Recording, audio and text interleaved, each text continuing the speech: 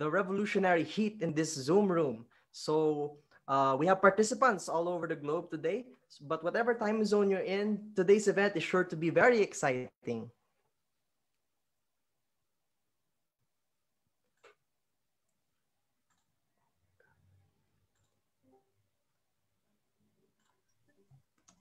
Sorry.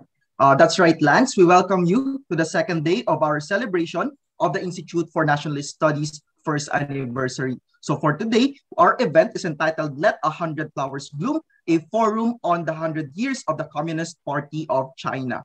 This forum of the Institute for Nationalist Studies would not be possible if not for our partner organization support. So this event is brought to you by Rise for Education Alliance Kisay, Concerned Students for Justice and Peace Metro Manila, National Union of Students of the Philippines, and Rise for Education Tarlac. Thank you so much for your support. Now, before we begin with the event proper, we would like to go over some house rules so that we can ensure that the event will run smoothly and that we could all create a safe and respectful environment for all. One, participants are not allowed to take screenshots or to record in video or audio any part of the forum. Two, participants are also requested to turn their microphones off. Three, there will be a question and answer portion after all the speakers have presented, and we request the participants to reserve their questions until then. And last but not least, the hosts and anyone from the production team reserve the right to block participants who send in offensive questions or messages. So, Justin, why don't you give us an introduction to this event? Thank you, Lance. Mao Zedong, in his 100 Flowers campaign, allowed criticism of the Communist Party of China. This paved the way for people from competing ideologies to voice their opinions. On the centennial anniversary of the party, let the world assess and evaluate the founding party of the People's Republic of China and let 100 schools of thought contend. That said, along with the heated debate on China being argued as either communist or imperialist, it is high time for a roundtable discussion of various scholars and activists appraising the development of the Communist Party of China and its relationship with the global South. On this event, we have scholar activists who will present their piece, and right after, a roundtable discussion will be held where you, the audience, or anyone watching right now can send in your inquiries and questions up for discussion either to the Zoom room or our Facebook Live. Now, without further ado, our first speaker will be talking about Mao Zedong, China, and the Indian struggle. Murali K, also known as Comrade Ajit, is an Indian revolutionary adhering to Marxism, Leninism, Maoism. His political work, which upholds the politics of Naxalbari, can be traced back to the 1970s when he rejected the revisionist politics of the Communist Party of India. He played an important role in writing on ideological issues on political economy, Dalit studies, Maoism, and the situation in the international communist movement. His works contributed to the unification of Maoist forces in India, including essays which have been collected in works in critiquing Brahmanism, against vacunism, and of concepts and methods which you could get on Foreign Languages Press. Without further ado, let's give a warm round of virtual applause for Comrade Ajit or Murali K. Thank you very much. Take it away. Thank you. And salutes to all of you participants. And a special thanks to the hosts of this program, Institute of Nationalist Studies in the Philippines, for conceiving and organizing this sort of a roundtable discussion. Because the question of the Communist Party of China, the role it has played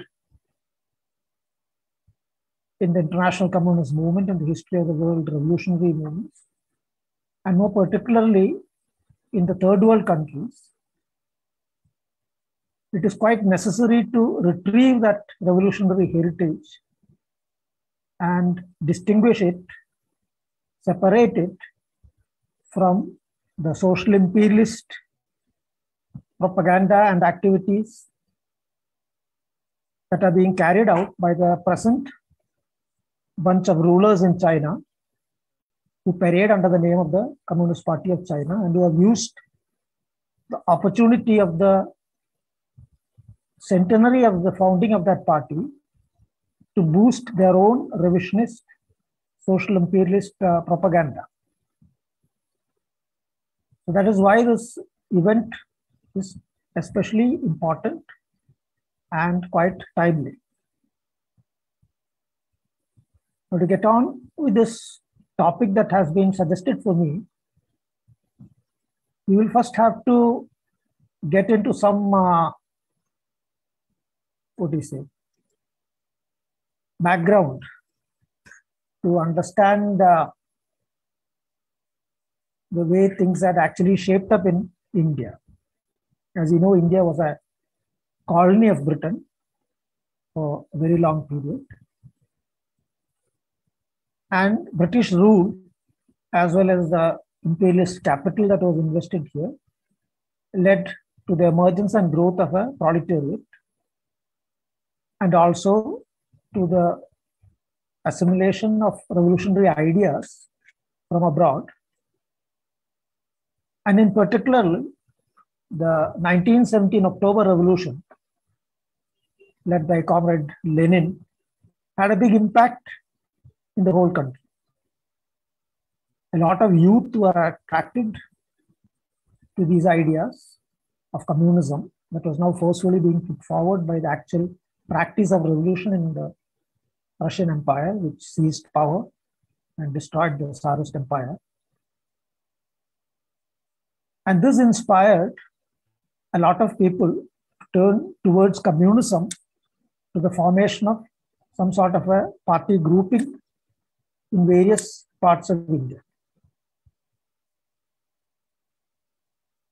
With the available literature, they formed small study groups or activist groups and started organizing among the workers and all that. And of course, many of them had come from the earlier existing political movement, particularly Indian National Congress, which was being led by the bourgeoisie, who were at that time having some sort of a nationalist pretense, but essentially comprador. So while this was going on, the October Revolution happened. That provided a further inspiration to all these organizations, because even before this, the biography of Karl Marx had come out in some of the national languages of the subcontinent. Some understanding of socialism, scientific socialism as propounded by the founders of Marxism, had been elaborated upon in some magazine articles and all that. So there was a certain ideological background also to this. Now, after 1970, when the Communist International was formed, Comintern was formed, and its conference was held in Moscow, this brought together several Indian emigre revolutionaries to Moscow. They came, for example, there was M.N. Roy and his partner Evelyn Roy, who came from Mexico as a representative actually of the Mexican Communist Party. There were others who came from Germany and other countries of Europe also, from Japan also. So all of them could meet together in Moscow. And this later led, after, I believe, the 1920 conference of the Communist International, to the formation of a center in Baku that was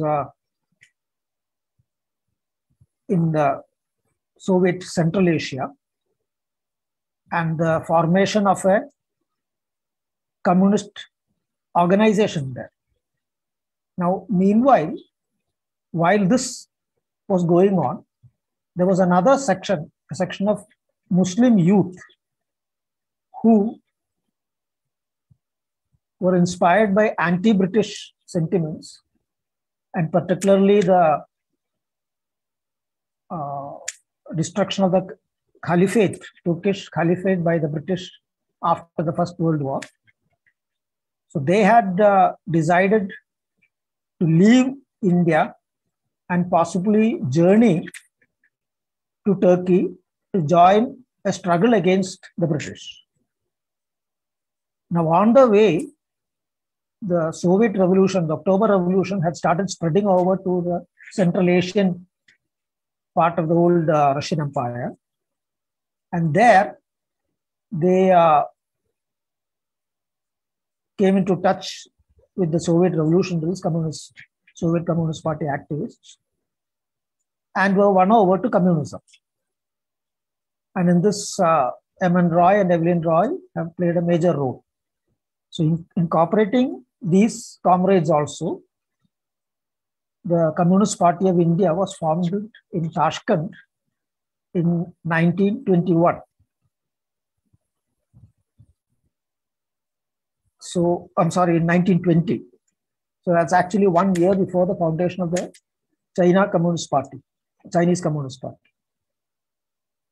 Now, after the formation of this party in Tashkent, naturally the attempt was to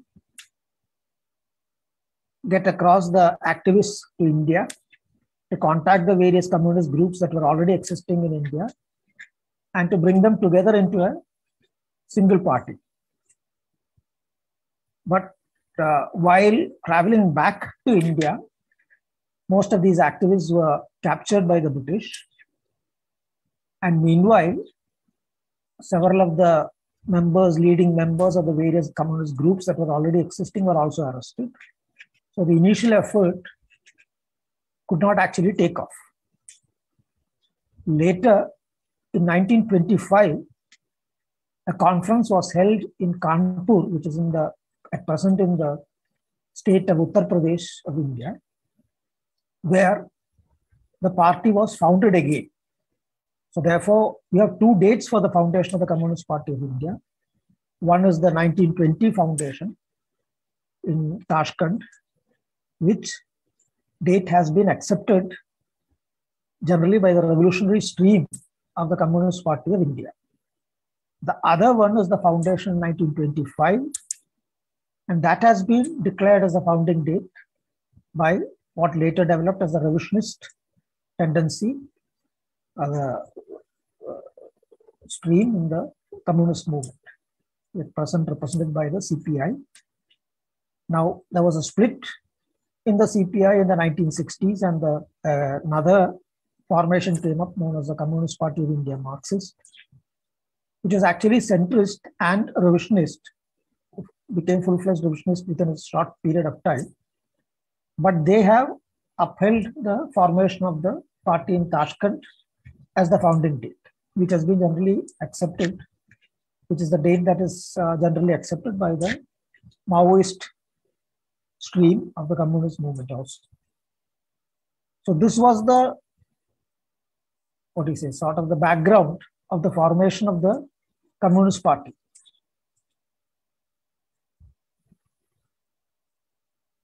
When the Communist Party of India was formed in Tashkent, soon after, an Indian military training school was also formed, initiated and assisted by the Communist Party of Soviet Union.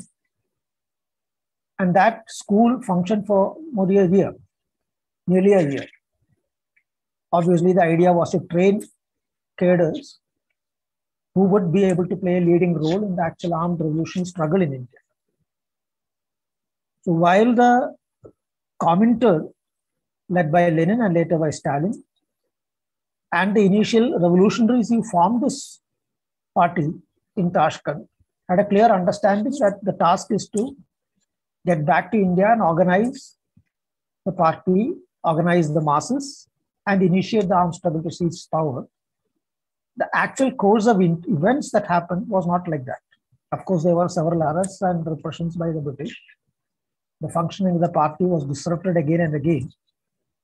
But above and all that, the leadership that came to dominate the party had never really broken away from the traditions, the politics, the ideology of the Indian National Congress, which was then led by Gandhi. So though they differed with Gandhi on the question of armed struggle and violence and all that, they failed to make a proper class analysis of Indian society and to understand the differentiation between the comprador bourgeoisie and the national bourgeoisie, to identify the peasantry as the main force, to identify the center of gravity of the party's work as the rural areas, and build the party and the armed struggle focusing on those rural areas. So while organizational activities were carried out, peasants' organizations were formed, workers' organizations were formed, students were organized, women were organized, mass organization was done at a large scale, and several struggles were carried out. None of this was focused on the central task of initiating and advancing the armed revolution. And not only that, apart from this failure of class analysis, another serious failure of that party leadership was to understand the gravity of the caste question in India, to position Brahminism, to identify Brahminism at the ideological core of the classes aspiring to be the ruling classes of the country. So as a result, this party failed to mobilize and unite with this stream that was coming up as anti-Brahminical struggles, mainly spearheaded by the Dalits and other oppressed caste sections. So this situation continued all the way up till the Second World War. And during the Second World War period, initially the party adopted the position that this is a war between imperialist powers and gave a call to resist the war efforts of the British. But later, when the Soviet Union arrived at an alliance with allies, Britain and America and other allied forces, this leadership, many of them who were in jail at that time, declared that the war has now become a people's war. The World War has become a people's war. And the tasks of the communists in India is to support the British government, to support the war effort of the British, so that the Soviet Union can be protected, and that is the international task of the communists all over the world. This was clearly a class collaborationist view, understanding, masquerading as internationalism. Later, when the leaders of the CPI got an opportunity to meet with Comrade Stalin, he had sharply criticized this position and asked, who asked you to do this? The influence, the direct influence actually was from the rightists leading the British Communist Party at that time. Well, anyway, while this happened, it was interesting to compare this position of the leadership of the Communist Party of India at that time with the understanding that Mao Zedong was advancing, where he said that it is quite possible that a socialist country might make compromises with other countries, but the tasks of the revolutionaries in every country is to carry forward the revolution.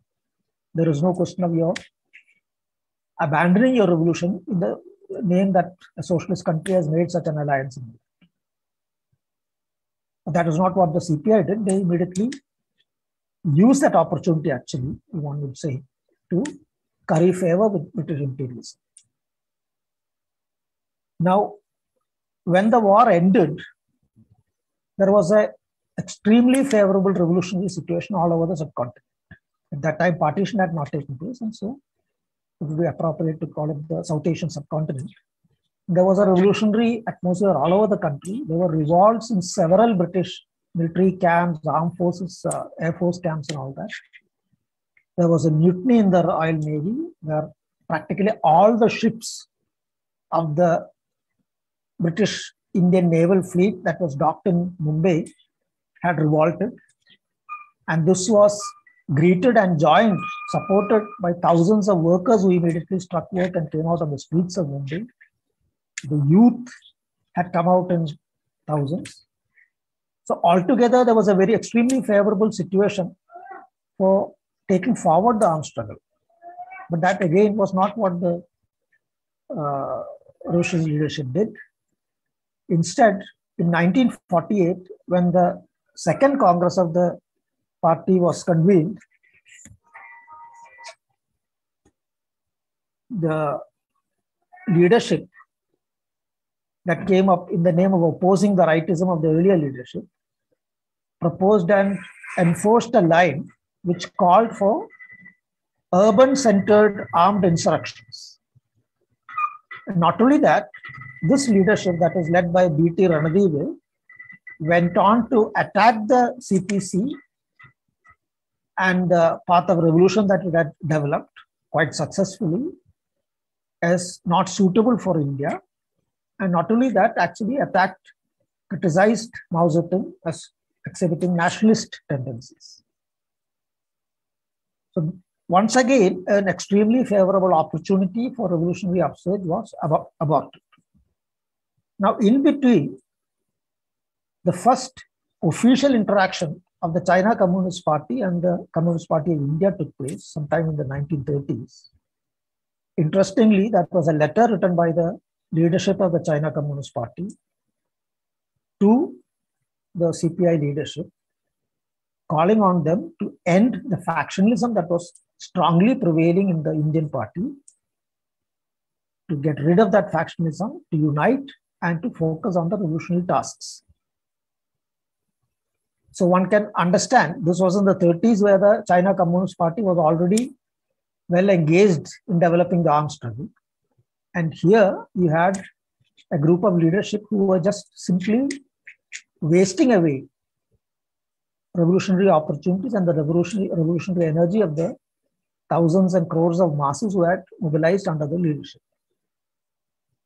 Now, while this was happening in the 1940s, to come back to the 1940s, from 1947 onwards, I believe, 1946, I believe, an armed struggle had slowly started developing in Telangana. Telangana is a region which was earlier in the, it was a, a native state ruled by a king, Nizam. Then later it became part of a state known as Andhra Pradesh. And perhaps a decade back or so, that was again separated and is now an independent state, a separate state. But this Telangana at that time was part of the Nizam's kingdom. And there, the peasantry organized by the Communist Party had started a struggle against the local landlords, which steadily and slowly started developing into an armed struggle, leading up to the seizure of power and the establishment of the peasants' power in a very large region of that place. So this was the Telangana armed struggle. Now, while this Telangana armed struggle was going on, the party Congress was held, the second Congress. But instead of supporting this Telangana armed struggle, instead of calling the party to mobilize and focus its efforts on supporting that struggle or trying to develop similar struggles in other parts of the country, we saw that B.T. Ranadive had called for a urban-centered insurrectionary movements, which actually smashed up whatever party organization was there and isolated the Telangana movement also to that extent. So the setback suffered by the party following the implementation of Ranadive's line gave an opportunity for the party leadership in Telangana, at that time Andhra Party Committee, to challenge this leadership and ultimately succeed in taking over the leadership. Then for a brief period of time, the path of revolution put forward by the China Communist Party, namely the protracted People's War, New Democracy and all these things were adopted by the Communist Party of India. And efforts were made to develop this all over the country. But the leadership of the struggle, though they had played an important role in developing the struggle and attacking the Ranadive's line and all that, the leadership of the struggle was not consistent, was not steady in its ideological position. So when they were faced with an onslaught by the rightist forces within the party, who demanded an end to the Telangana struggle, they were not able to take decisive action and put down that rightist attempt to usurp leadership. The rightists were trying to utilize the fact that in 1947 a transfer of power had taken place. An interim government led by Nehru, Jawaharlal Nehru, leader of the International Congress, had come to power and was on the way to form a republic, Indian Republic. So they were arguing that the conditions have changed now and we should not immediately carry out this armed struggle. Rather, we should utilize this opportunity in a different manner than all. So when this happened, the party was getting disunited, and instead of focusing all the strength of the party in supporting the Telangana armed struggle and as well as spreading it, attention of the leadership was diverted to this ideological struggle, line struggle stirred up by the rightist forces in the party. Things went to such an extent that ultimately the Communist Party of Soviet Union intervened on the appeal of the Indian Communists to settle the matter. And a delegation went to Moscow and met with Comrade Stalin and the leaders of the Soviet Party. Upon returning, they claimed that Stalin had recommended them to end the armed struggle and join the parliamentary activities and so on. and then later on think of taking up those armed activities. So using that as a plea, they withdrew the armed struggle. Now later, documents have come out, minutes of this meeting between the Soviet leadership, including Comrade Stalin and the Indian delegation, have come out. And it is very clear that Stalin had never recommended anything of that sort. Rather, the discussion starts out by his asking the Indian delegation what exactly their political program is. Because though the Soviet party leadership had searched their archives, they could never come up with anything which could be considered as a program of the Indian party. So quite naturally, the question was come, the party does not have a program, it does not have an understanding of Indian society, it has not worked it out. So then on what grounds is the armed struggle taking place? One can naturally expect the sort of questions would have come up in the minds of the Soviet leadership. So they definitely did suggest the necessity of taking up these activities, but at no point did they say that you stop that armed struggle. Rather, they said that you must see how this can be sustained, meanwhile building up forces through other means and all that.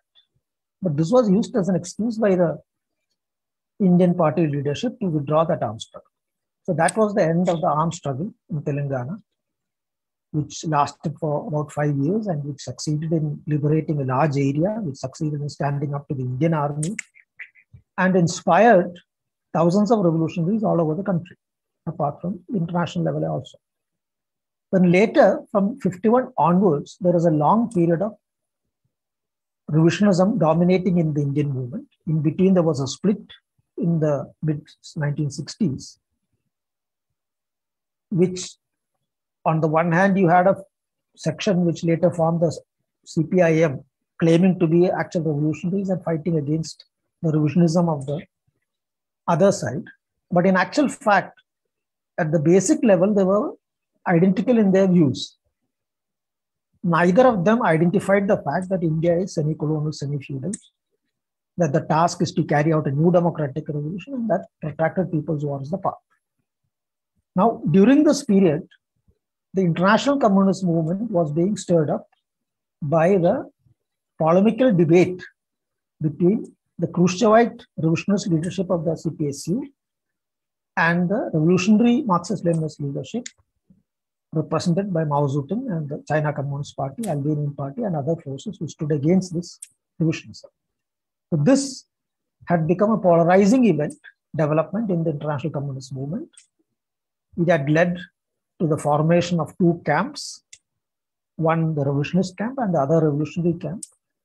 And obviously, the task of communists all over the world was to join and take position in this struggle. But in India, on the one hand, the CPI, that is led by that earlier revisionist leadership, without doubt went along with the Soviet line, whereas the CPM, instead of clearly taking a stand and joining up with the Marxist-Leninist camp led by Comrade Mao Zedong, adopted a centrist position. It is neither this, not that, and all that sort of thing. So it was, but this ideological struggle attracted the revolutionary forces within the Communist Party of India. And all over India, they started grouping up, forming small secret groups to study these documents of the Great Debate, to study the literature of the CPC, and achieve clarity on the tasks of making revolution in India. And in this task, they were ably aided by the CPC through its embassy in India, the consulates in India, as well as through the efforts of the Sri Lankan Communist Party at that time led by Comrade Shanmugadas. So through various new means, the Chinese literature, revolutionary literature, started arriving in India. And that was not an easy task because in between there had been a war between India and China in 1962, a war which was instigated by US imperialism. But at any, whatever that might be, China, there was a big, reactionary patriotic fervor built up against China. So getting Chinese literature and all that was not an easy task. So despite all these hindrances, the revolutionaries in India succeeded in getting that literature, in studying it. And in that, as I said earlier, these embassy and all that played a big role, as well as the Ceylon Communist Party, as it was known then, led by Comrade Shanmugadas. He also took initiative in translating some of those literature, which was in English, into Tamil, and passing it on to Tamil Nadu, where it was then translated into Malayalam and various other languages from the Tamil, apart from translations from English. In the northern part of the country, English literature was being translated into Hindi and Bengali. So all over, in various parts of the country, these revolutionary groups started coming up, learning and understanding from the polemics led by Comrade Mao Zedong against the Khrushchevite revolutionists. This was also a period when the great proletarian culture revolution broke out in China, and the literature and experiences of that great struggle that also enthused the revolutionary comrades in India and enthused them that it is necessary to rebel against revolutionism, break away from revolutionism, and build a really genuine revolutionary party. So this was the context which went to the ideological background, which went into the initiation of the armed struggle on a new basis in India, on the basis of Marxism-Leninism, Mao Zedong thought, as it was known then, in Naxalbari, a village in the northern part of the present state of West Bengal in India. Now, meanwhile, a group of revolutionaries in the CPM, Comrade Charu Majumdar, Comrade Kanhai Chatterjee, and other comrades, they had also on their own started taking up this ideological struggle independently of each other. In Naxalbari, the group led by Comrade Charu Majumdar had succeeded in establishing contact with the Chinese communists and also succeeded in sending across some comrades through Nepal into China, where they were able to meet with comrades of the CPC and also get some assistance from them in terms of some training and all that sort of stuff. That included also Kanu Sanyal, who was at that time an important leader of the Naxalbari uprising. So this was the background which actually led to the initiation of the Naxalbari struggle, armed struggle. Now the next major role played by the China Communist Party was its world historical editorial, Spring Thunder over India. It characterized the Naxalbari armed peasant uprising, armed struggle, as a peal of spring thunder that has broken out over the Indian horizon.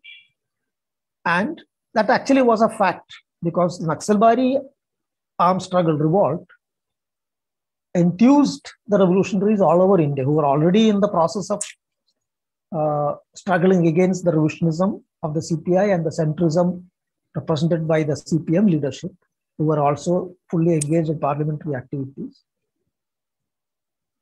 So the revolutionaries were inspired by Naxalbari of adopting the path of armed struggle. And in that context, when this editorial came out, editorial of the Beijing Daily, People's Daily, the editorial on the Spring Thunder over the Indian horizon, this immediately enthused these revolutionaries to join together into a broad All India committee, initially a committee to support the Naxalbari struggle, then an All India committee of communist revolutionaries, which later on went on to the formation of the CPIM. That was one stream. Another stream led by Comrade Kanhai Chatterjee and all that, at that time did not join that party. They formed their own organization due to some differences on the formation and all these things, known as the Maoist Communist Center of India. But for them also, this editorial was an inspiring one, because that editorial not only hailed the Naxalbari struggle, it also put forward a perspective of the path of the Indian Revolution, namely the question of the protracted People's War, the task of new democratic revolution, the task of centering the party's activities in the rural areas, and peasantry as main force, and all these things, identifying the country as semi-colonial, semi-feudal. These actually were already there in the understanding of the revolutionaries who was slowly starting to break out of CPM revolutionism. So when this editorial came forward and later articles in the Chinese press came out, that gave more clarity to the comrades, and reading Mao Zedong's work as well as all these writings and inspired by the teachings of the great proletarian culture revolution, all of this went into the formation of the revolutionary party, the CPIML as well as the NCCI in India. So that was the, world historical role played by the China Communist Party as far as the Indian Revolution is concerned. Earlier also, as we saw, at various times it had tried to intervene and give guidance, suggestions and all that. But that was not acceptable to the leadership precisely because of the revisionist character. But in this case, there was a revolutionary leadership, one already seeking out the correct path of the Indian Revolution, and therefore the call, the orientation, the support extended by the China Communist Party went on to become a major source of inspiration for these comrades. So later on also several articles used to come in the pages of the various Chinese magazines and all that. It was a regular feature in the Peking radio broadcasts. And one of the major attacks being waged against these revolutionaries by the reactionary forces of that was that of being China, spies of China and fifth columnists of China and all that. But as Charu Majumdar pointed out, that had never had any effect on the broad masses, because for them, the greatest enemy and the real enemy was the Indian state and the various ruling classes here. They were not at all influenced by this anti-China propaganda. So later on, another interaction of the China Communist Party with the Indian comrades, that now of the CPI-MI, is reported to have taken place sometime in the early 70s. A delegation had been sent to China on the instructions of Comrade Charu Majumdar. They had met with Comrade Kang Sheng and Chao Enlai in China, and returned safely also. But the minutes was not available. It was said that it was destroyed for security reasons or something. But what happened after this meeting was that this meeting and the suggestions given by the China Communist Party through Comrade Kang Sheng and all that was utilized by the rightist forces within the CPI-ML to attack the general orientation of the party, the orientation of armed struggle, protracted armed struggle and all that, and also defame Comrade Charu Majumdar. In fact, the very person who was sent for this discussion, upon arrest, joined up with other rightist forces, central leadership forces, already in jail, to issue a public statement attacking the party line. This caused great disruption in the Marxist-Leninist movement in India, because this was a public attack at a time when the party was under extreme repression and attack by the enemy forces. So instead of giving clarity, or instead of putting forward these whatever suggestions had been made by the China Communist Party in a constructive manner, they were quite utilized in a manner quite, in a certain sense, similar to where the earlier CPI leadership had utilized the suggestions of Comrade Stalin to actually end the armed struggle.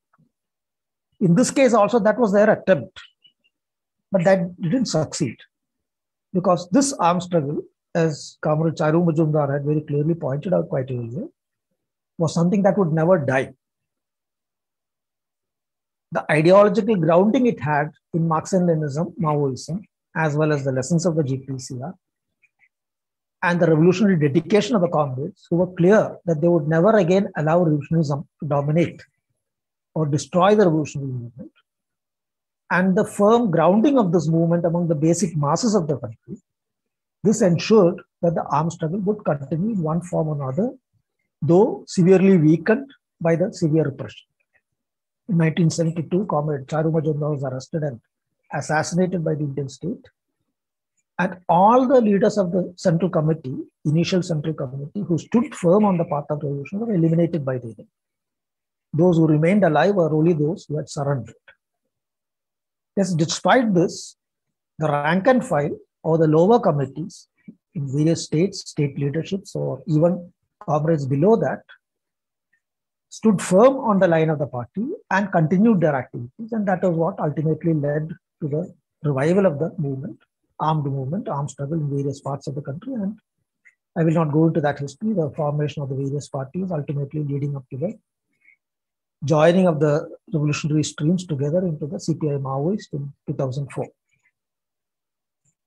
Now later, after the seizure of power by the capitalist orders in China, a delegation of these rightist forces in India, claiming to represent the CPI-ML, had traveled to China, had met with these neo-revolutionists of China, and upon returning, they had published what was supposed to be the minutes of that discussion.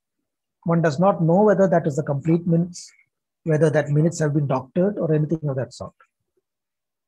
But what is published, if one goes through that, one can very clearly see that the differences or the criticisms made by the Comrade Kangshan and all that were related to tactical positions adopted by certain forms of struggle, certain tactical positions adopted by the CPI-ML, and some of the slogans. There was nothing critical about the general orientation of the party. And not only that, Comrade Kangshan very clearly expressed the fact, the sentiment of the CPC leadership that they repose full trust and confidence in the leadership of the CPI-ML. So this shows that the claims made by the rightists on this discussion with the China Communist Party leadership, the claims that they were critical of the Indian leadership and they were demanding that this should be ended and all that, or their excuse for using that as an argument for ending the arms struggle, was actually not true. It was a total distortion. So this was the last thing we can say. Then after that, as we know, the restoration of capitalism in China and the transformation of the China party into a revolutionist party, it has, of course, made allies with the CPI, with the CPM, with the Congress, and all sorts of reactionary and revolutionist forces, and has consistently attacked the revolutionary forces in India as disruptionists, as terrorists, and all that. So that's a different story because one cannot expect anything else from the revolutionists. So this, in brief, is the history of the interaction of the China Communist Party with the Indian Communist movement, which, as to sum up and point out once again, was extremely constructive and extremely useful for the movement in India during the period when that party was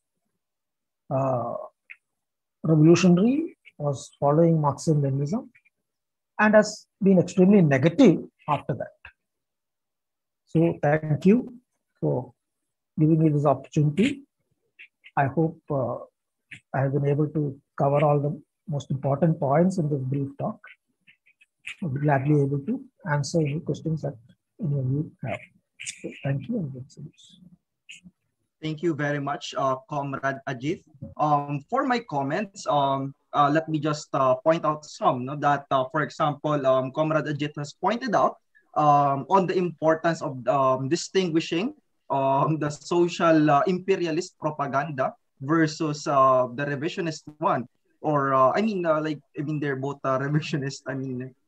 In a sense, no. But of course, we can see the historical upbringing of starting the ideas from the revisionists up until to the point that we have here now. We have China on the top. Also, I would like to point out that the importance of the establishment of the Soviet Union on the importance of the establishment of the CPI itself. No, I was astonished that the CPI was older on versus the Communist Party of China. So we cannot really separate the experiences of these communist parties, the struggles, internationally speaking. Lance, do you have any thoughts on the speech of Comrade Ajit?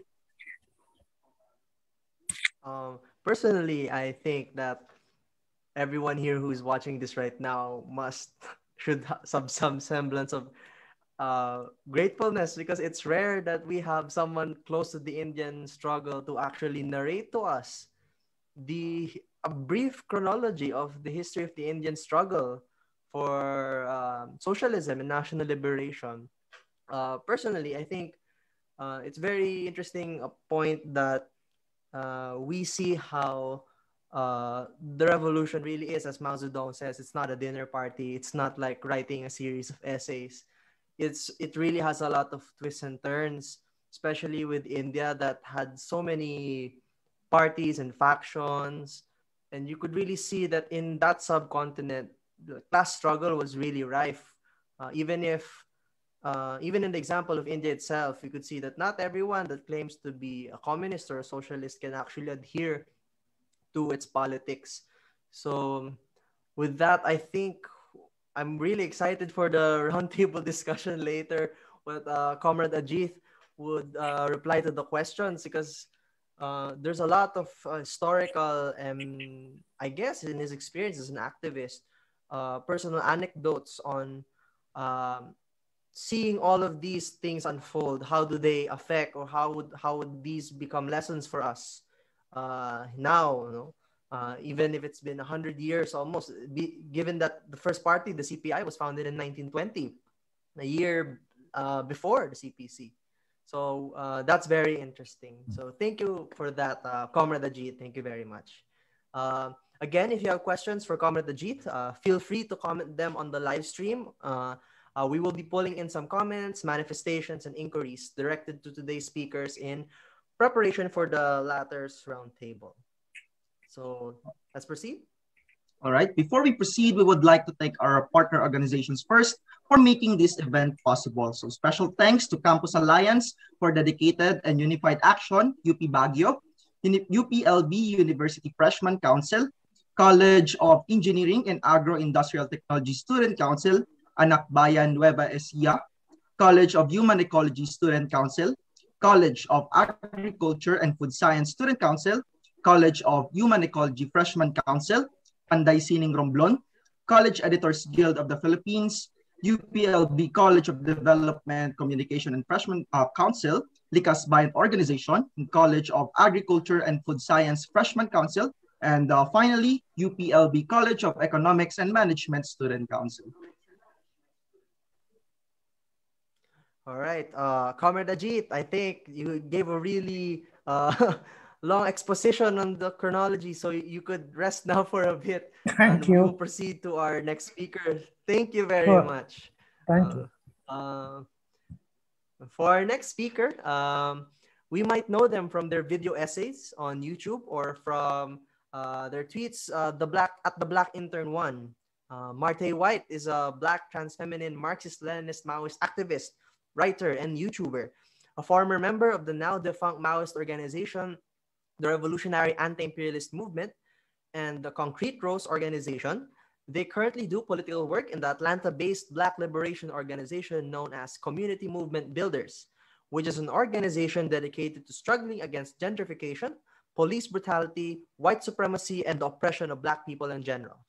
They have written for anti-imperialism.org, the By Any Means Necessary Journal of the Malcolm X Grassroots Movement, grassrootsthinking.com, and other platforms about revolutionary theory and praxis, especially as it relates to the Black liberation struggle in the United States.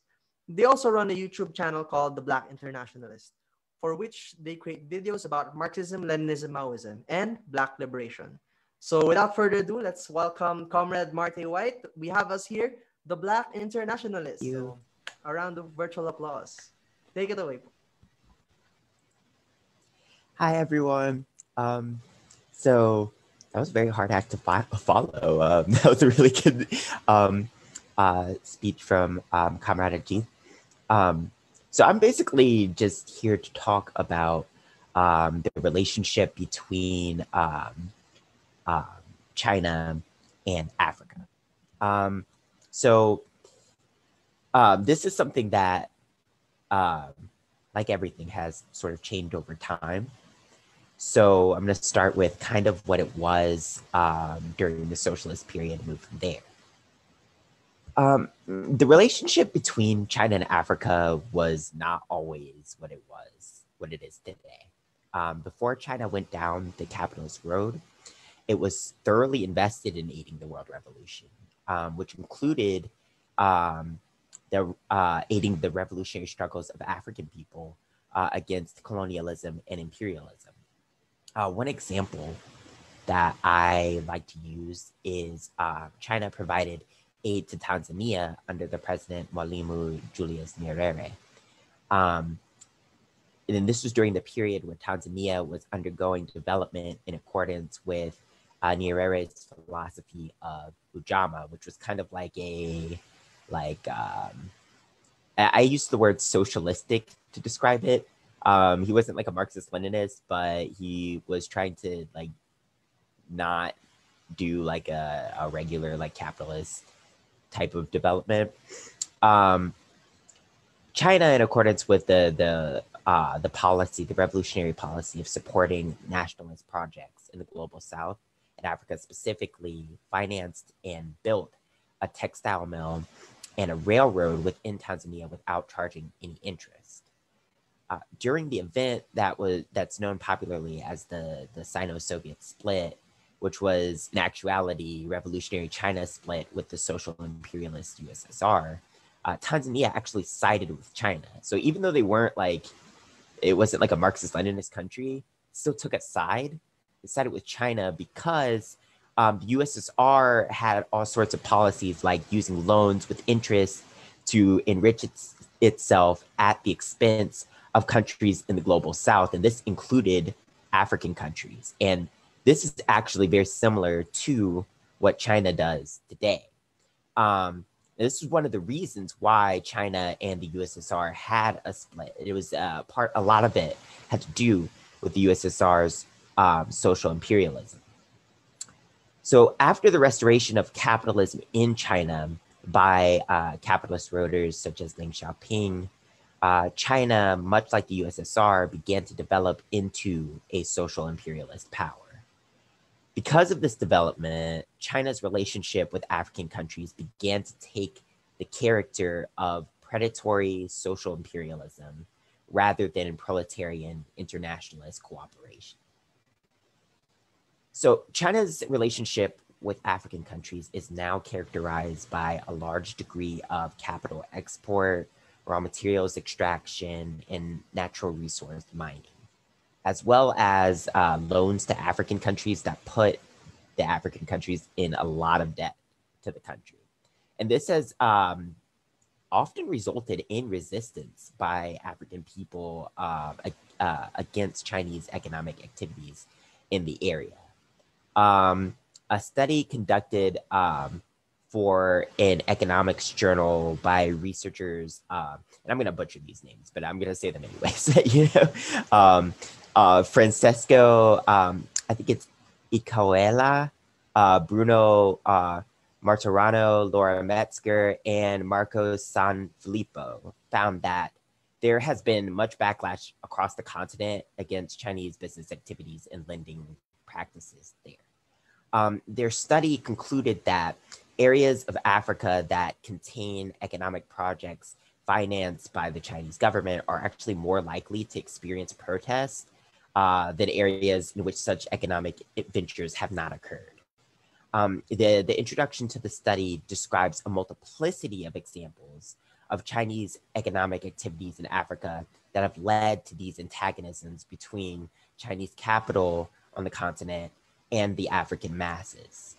In the area of loans, for example, the introduction to the study states that Uganda has re-raised its foreign debt by borrowing hundreds of millions of dollars from China. In the area of capital export, the researchers explained that the Kenyan masses have had to protest against a Chinese coal power plant because this power plant was hurting the local tourist industry in the country, which is something that the local Kenyans depended on a lot.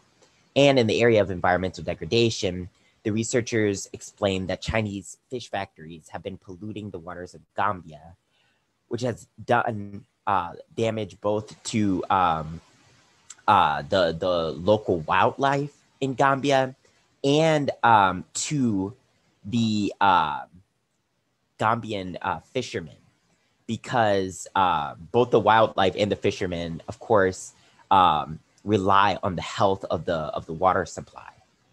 The study found that African people often protest against China's predatory economic activities in their nations, but that such protest is often very dangerous for them because of the repressive nature of their neocolonial governments. These aforementioned examples of conflicts between the African masses and the economic activities of China on the African continent are basically only a few examples of a very widespread phenomena.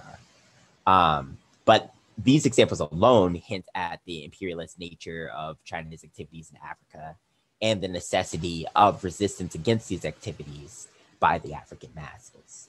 So one very specific example of the imperialist type of economic relationship between China and African nations is China's relationship with Zambia. 44% of Zambia's national debt is owed to China, which is something that has been a major source of concern for Zambian people. Additionally, according to China Daily, as of last year, about 280 Chinese enterprises were operating in Zambia.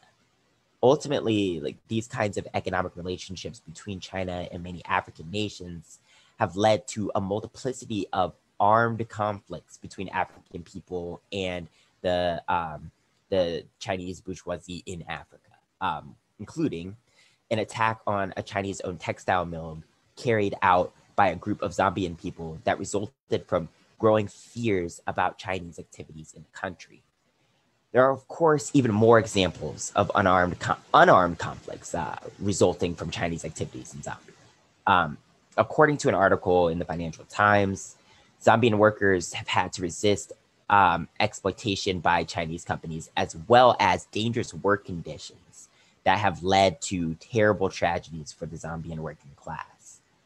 This includes the death of 40 Zambian miners in an explosion resulting from lax safety regulations in a Chinese-owned company operating in the country. One of the acts of resistance described in this article was an event that occurred in 2008, in which Zambian workers blockaded roads leading to a Chinese-owned smelter and put forward the demand for higher pay for their labor. Zambian workers have also resisted horrible work conditions in Chinese-owned factories through whistleblowing. An example of this is when Zambian workers called attention to the fact that the managers of a Chinese-owned truck assembly factory were refusing to let the factory workers go home and making them sleep in the factory. And this was recent. This was during the COVID-19 pandemic. So some politicians in African countries, and this is going to be an example of this, like kind of use like populism and kind of act like they're kind of opposed to the economic practices of China in their countries. So in this case, this whistleblowing caused the mayor of the city where the workers lived to go into the factory and literally film himself inspecting the conditions within this factory. And sure enough, upon viewing the video, one can see that the factory workers were literally being made to sleep on close together mats on the floor inside of the factory. And again, like this is during the COVID-19 pandemic. So that's extremely unsafe. There's no social distancing if you have to sleep on a mat, like right next to another person inside of the factory that you're not allowed to leave. Acts of resistance such as these that have been carried out by African laborers against Chinese capital illustrate the contradiction that exists between Chinese companies in Africa and African workers who will do what they must to battle against exploitation. One of the countries bordering Zambia, Angola, is another location in which the contradictions between Chinese capital and the masses of African people are very acute. According to the Green Belt and Road Initiative Center, Angola owes over 40% of its country's debt to China. The reason for this is made clear in an article from CGTN, Chinese state-owned media, which says that China has invested over $20 billion into the impoverished African country, which has put the country in $20 billion of debt to China.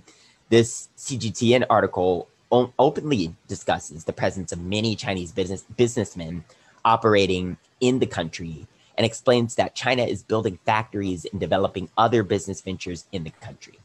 However, even in this article by Chinese state-owned media, the dark side of the China-Angola economic relationship is hinted at. The article states that there have been conflicts between Chinese businessmen and the locals in the area. Conflicts which have caused the Chinese businessmen, in the words of the article, to complain about quote unquote insecurity in their business ventures in Angola, and have caused the Chinese government to demand that the neo-colonial government of Angola investigate these conflicts and defend Chinese economic interests in the country. Another article on the website Club of Mozambique paints a clearer picture of this conflict. According to the article, there have been many examples of conflict between Chinese capitalists and African workers in Angola, and these conflicts have even become violent, with African workers going so far as to attack and even kill their exploiters. The intensity of the conflict between Angolan workers and Chinese capitalists is another example of how there are contradictions that exist between these African workers and the Chinese bourgeoisie operating in their countries.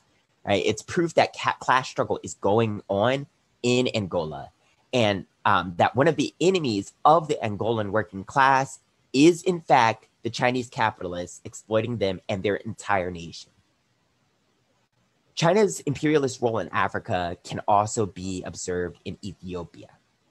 Chinese capital export to Ethiopia is described in the following quote from an article about the economic relations between the two countries. I'm just going to read the quote. The industrialists who set up shop here are exempt from income tax for their first 5 years of business and absolved from duties or taxes on the import of capital, goods, and construction supplies. Ethiopia can swing such largesse because it gets lots and lots of money from China, $10.7 billion in loans from 2010 to 2015, according to the China Africa Research Initiative at the Johns Hopkins University School of Advanced International Studies, end quote.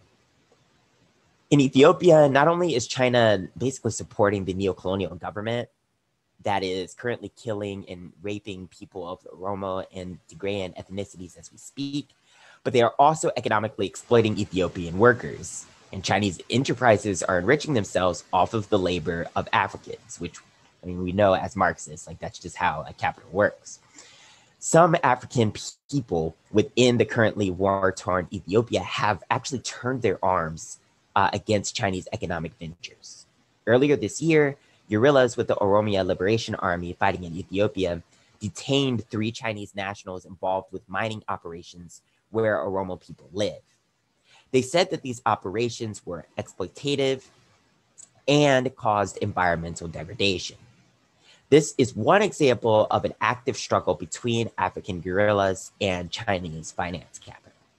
So they actually released a statement, and the statement said, and this happened on May 15th of this year. So this happened very recently. We have detained 3 Chinese nationals, including involved in mining operations around Mindi, West Walega. They are all in safe hands and in good health. Mining companies operating in this area have been responsible for the displacement of many farming communities that were not adequately compensated. Furthermore, we have observed that the environmental impact of these mining operations has been very costly and that there has been no effort put into mitigating the effects of these operations have had on the health of surrounding communities. Additionally, as we stated on our September 3rd, 2020 statement, any contract entered with the Abiy regime became null and void after October 10th, 2020. Therefore, these mining companies are illegal and must immediately cease their operations.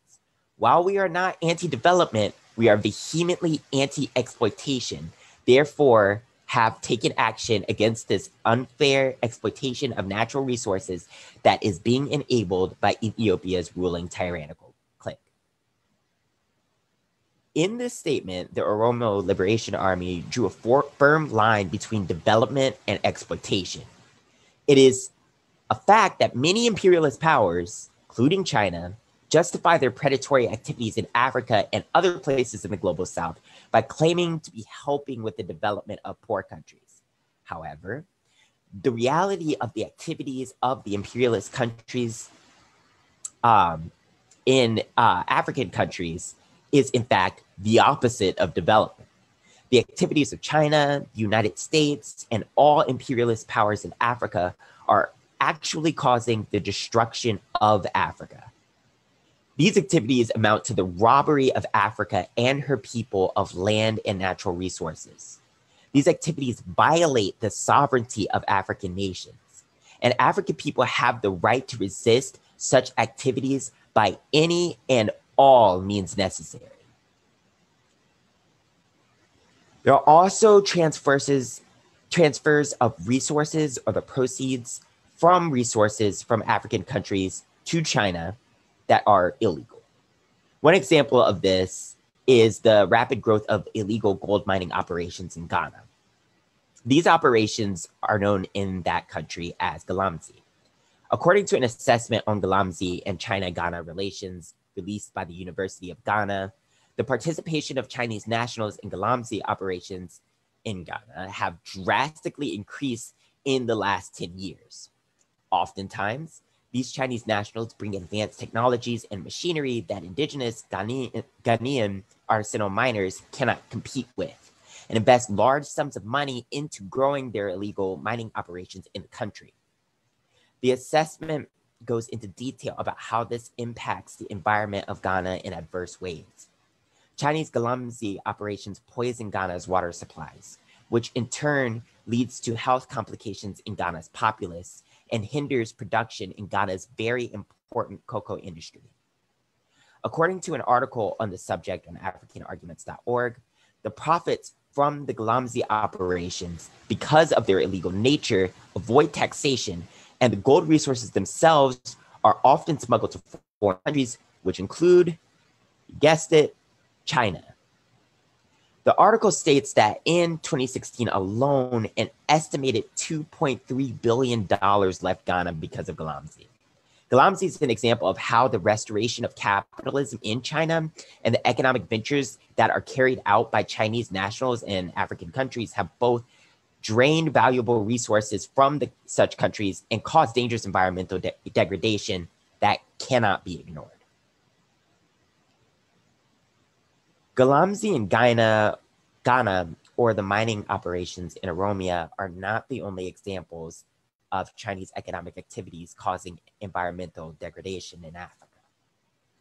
Another recent example can be found in Sierra Leone. According to an article on a website ran by the African News Media Service, earlier this year, China launched a project to build a $55 million fishing harbor and processing complex in the location of some of Sierra Leone's rainforest, which will operate in the country's waters. Already, many African locals near the planned site of the fishing harbor are unable to exploit the resources of their own waters, like the waters that belong to Sierra Leone. According to the article, this is because Sierra Leone's rich waters are mostly exploited by foreign vessels belonging to foreign companies which have agreements with Sierra Leone's neo-colonial government. In fact, according to a different article about the exploitation of Sierra Leone's waters by foreign enterprises, the African nation has already had to ban Chinese fishing vessels from operating in their waters back in 2019 in order to ensure that the country did not have a shortage of fish. Unfortunately, that ban was a short one. It only lasted for a single month. The problem of the exploitation of Sierra Leone's waters by foreign powers, including China, was allowed to continue after that. Now, many people of Sierra Leone are having to come out against China's construction of this new fishing harbor, which will not only exploit the country's waters, but will also lead to the destruction of rainforests in the country and the pollution of the country's waters as well. One environmentally concerned man from Sierra Leone by the name of Tommy Gbandewa said the following about China's construction of the harbor in his country. He said, and I quote, "If the Chinese come here, the environment will be stinking, the beaches will be smelling." According to Tommy Gbandewa, many people in Sierra Leone are not happy about this project and are expressing their discontent. The specific area of Sierra Leone in which the harbor is being built is a site of a sizable amount of ecotourism in the country. Locals like himself who possess land there do not want to give that land up. Tommy Gbandewa also expressed concern about the fact that neo-colonial government officials, along with armed men, showed up to the area to survey the land on which the harbor is going to be built. Tommy Gbandewa said that he did not wish to forfeit his land. And he also said, "I'm Sierra Leonean and I have a right to the land." Gbandewa is right in saying this. African people have a right to African land. And African people have the right to defend African land from imperialist land grabbing attempts that will ultimately destroy the land and prevent African people from benefiting from it. Poor farmers in African countries are also harmed by China's imperialist activities in Africa. For example, an article written by a journalist named Farai Mustaka about the debt that farmers in Zimbabwe are experiencing says that Chinese buyers initiated a contract growing scheme in Zimbabwe that is hurting the tobacco farmers in the country. Rosemary Dzodza, a poor farmer whose story was discussed in the article, received a loan in order to purchase the necessary implements for growing her tobacco crop. She traveled over 100 miles to the capital of Zimbabwe, Harare, in order to sell her crop. And the following is what happened in her own words. She said, "My tobacco sold for $7,000, but I'm only going home with less than $400. The article goes on to mention that the tobacco that Rosemary sold would ultimately go on to be exported by buyers to China. Because of this, China benefits from the crops grown by Rosemary, and Rosemary is left in debt. In Zimbabwe, the exploitation of African workers by Chinese companies is also very severe. An especially egregious example of this is described in an article in the South China Morning Post, which describes a situation in which Zimbabwean workers confronted their Chinese boss because he had not paid the workers their full wages. In response to this, the Chinese boss took aim at the Zimbabwean workers and shot at them, wounding 2 workers. Resistance against economic exploitation by Chinese companies operating in Zimbabwe is dangerous. The workers that were shot only demanded those wages that they were promised. and their boss attempted to murder them for it.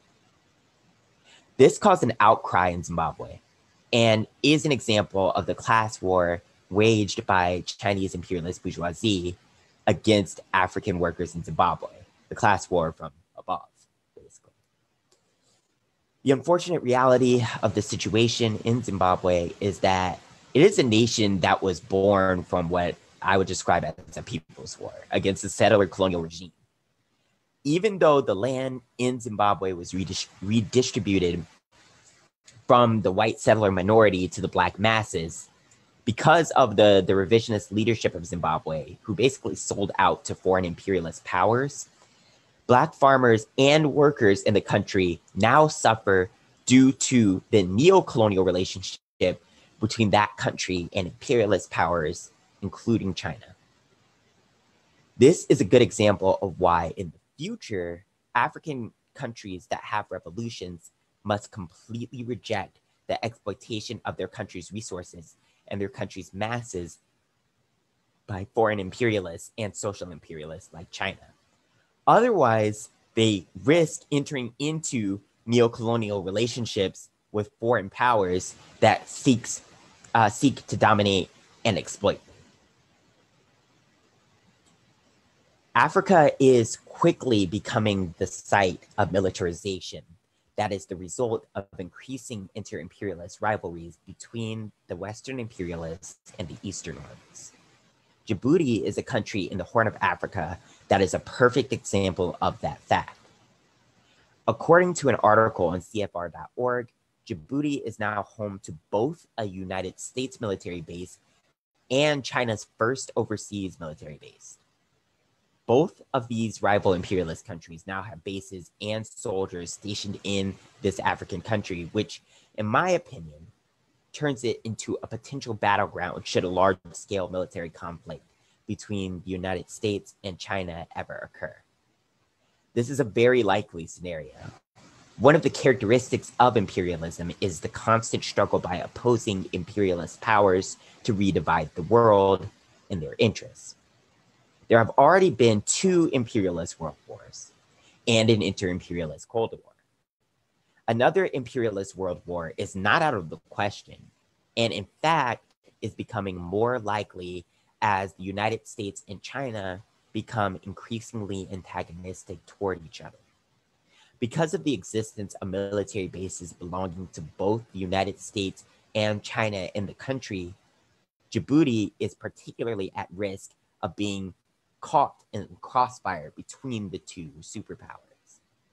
The presence of a Chinese military base in Africa is the natural extension of the growing influence of Chinese economic activities on the continent. Where economic exploitation by imperialist countries exists and the export of capital by imperialist countries exists, the arrival of the militaries of said imperialist countries always follows, even if the countries have a policy of so-called non-interference like China. In summary, China is clearly no longer engaging in proletarian internationalist mutual relationships with African countries. The nature of China's relationship with Africa has changed its color. China has turned into an imperialist exploiter of African nations and African people. Chinese social imperialism in Africa has had horrific consequences for the masses of people in many African nations. African people have suffered economic loss because of Chinese social imperialism. African people have suffered land loss because of Chinese social imperialism. African people have died because of Chinese social imperialism. And all of these transgressions against African people by China must not go unopposed. Ultimately, African people must engage in revolutionary struggle not only against US, French, and other forms of Western imperialism, but also against Chinese imperialism. African people must overthrow neocolonialism and establish people's governments that promote the self-reliance of African nations as opposed to the selling out of African people to foreign capitalists by neocolonial leaders. Only then will the masses of people in Africa be able to achieve complete national liberation. Only then will African people be able to fully benefit from the resources of their own nations and improve the conditions of all of the peoples living in them. And also, I would like to say that like African people in like the diaspora, like in the rest of the world, not in Africa, also need to like acknowledge this. Like they need to acknowledge not just Western imperialism, but also Chinese social imperialism, and lend support to those struggles. Like there are already workers fighting and dying because of Chinese social imperialism in Africa, just like the same is happening because of US imperialism in Africa or French imperialism in Africa, et cetera, et cetera. So it's really important for like Africans in the United States or Africans in Canada or Africans in Haiti or Africans everywhere in the world to support African people in struggles against all kinds of imperialism. And this definitely includes social imperialism. So yeah, that's pretty much it. That was a really nice situationer and really straight to the point, empowering call to action. I personally think that, well, two things. Well, the first would be I was following, I saw a tweet by a retweet of this Chinese, I think he's a member of the Communist Party of China, or he studies there or something. He's a Chinese person. And he's been tweeting things about how he's proud that the Rwandan army is trained by the Chinese and follows Mandarin orders. He even made this tweet that I find really bad, that he said na, who said we want to take over American Negroes? They can get the Xinjiang Uyghur treatment. Oh no, that's so atrocious. That you'd really see. Yeah, that I saw that. You saw that tweet too. If Yeah. you realize that racism, although it's really a big thing in America with the entire history of the KKK, its entire colonial history, it's not based on color. It's really based on class. It's based on relations of production that enable this kind of culture. And you will see that there's really a line of solidarity that ties the struggle of Africans, whether in Africa or outside of Africa, and even those of not of their own ethnicity, like Asians. We Filipinos can really sympathize with the whole notion of workers not getting their due, especially now that we are facing both American and Chinese imperialism. But with also these, in a way, bad news, we could see what I would see a big a saving point, or a point for hope in the discussion, is that even if there is no party, even if there's no organization, the class struggle will necessarily necessitate armed struggle, especially in the semi-colonies and the colonial states. You cannot brainwash the people into it. People will do it. And it gives you hope that even as we speak, that there is technically barely no great socialist camp like in the 20th century, there is still hope that we will rise once again. The oppressed peoples of the world will rise again, and we will all be fighting for an emancipated and liberated human society. Do you have anything to add to that, Justin? One thing that strikes me the most is, of course, the Chinese death trap. And when of course Comrade Martin was talking, I was also doing my research behind. So ironically, the first thing that I saw when I was searching in Google is that the debunkings of the Chinese death trap, like the Westerners were saying that it's not real. It's not happening. And this is also ironic given the what's happening in Africa, wherein there's conflict already between the Western imperialists and the Eastern ones. So that's really, there's dialectics that we should study more on that matter. So yeah, I think those are some of my insights with regard to Comrade Martin's talk. So let me continue and we would like first to thank our partner organizations, Sociosphere, the Sociology Core Group, Sakbayan UPLB, and Gabriela Youth PLM. Again, thank you very much for your support for our anniversary special. All right, thank you again. Of course, we thank you again, Comrade Marte, for that wonderful exposition. If you're tuning in just now on our Zoom or our Facebook live stream, don't worry. We'll get more insights from Comrade Marte and the rest of today's lineup at the roundtable discussion. So ready your questions and manifestations, or comment them now on the live stream. We will be sifting through them, and I hope we will have a really good discussion later. But now let's proceed to our third speaker. On Mass Podcast is a revolutionary Marxist-Leninist Maoist podcast that touches on a diverse array of topics pertaining to the proletariat and oppressed nations in so-called Canada. Very short, but this is going to be sweet, so let's go. Let's all welcome Comrade Mubarak Bayer. Thank you very much. And I really appreciated those two segments. So thanks a lot to Comrade Marte and also to Ajit as well, because yeah, that was really nice to hear.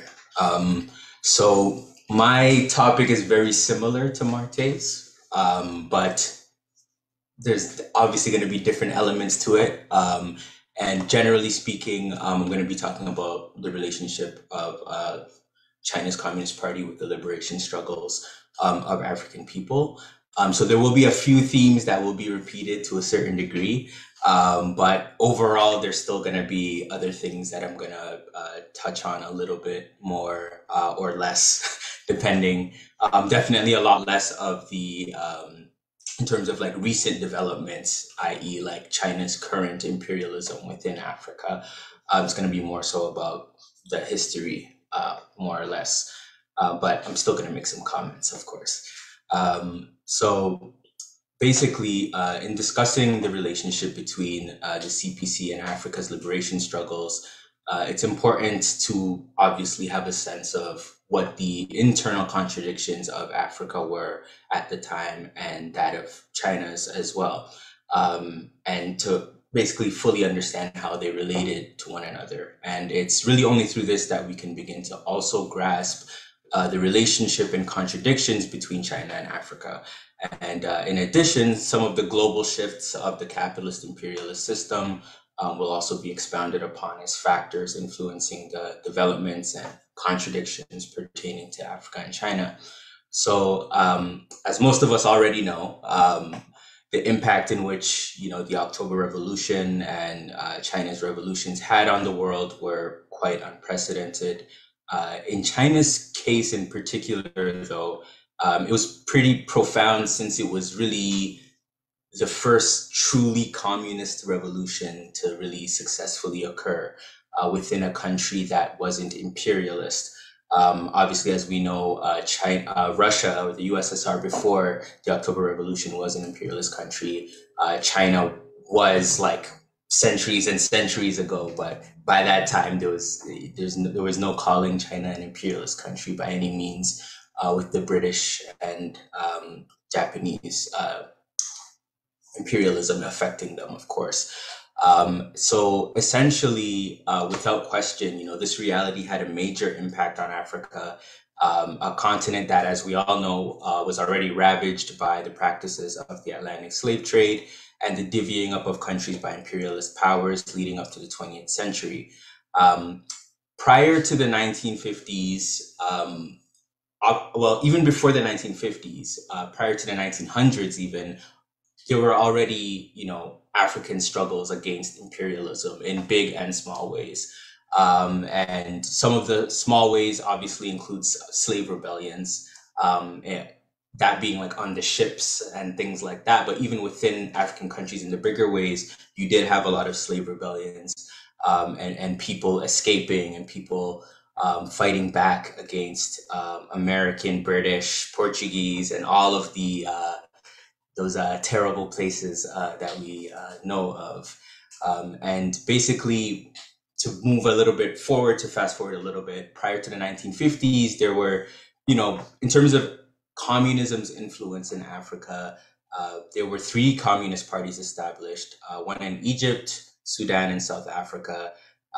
And for the African diaspora in North America in particular, you had the African Blood Brotherhood, which was an organization that started in the early 1900s. And essentially, they were heavily influenced by both Black nationalism and communism.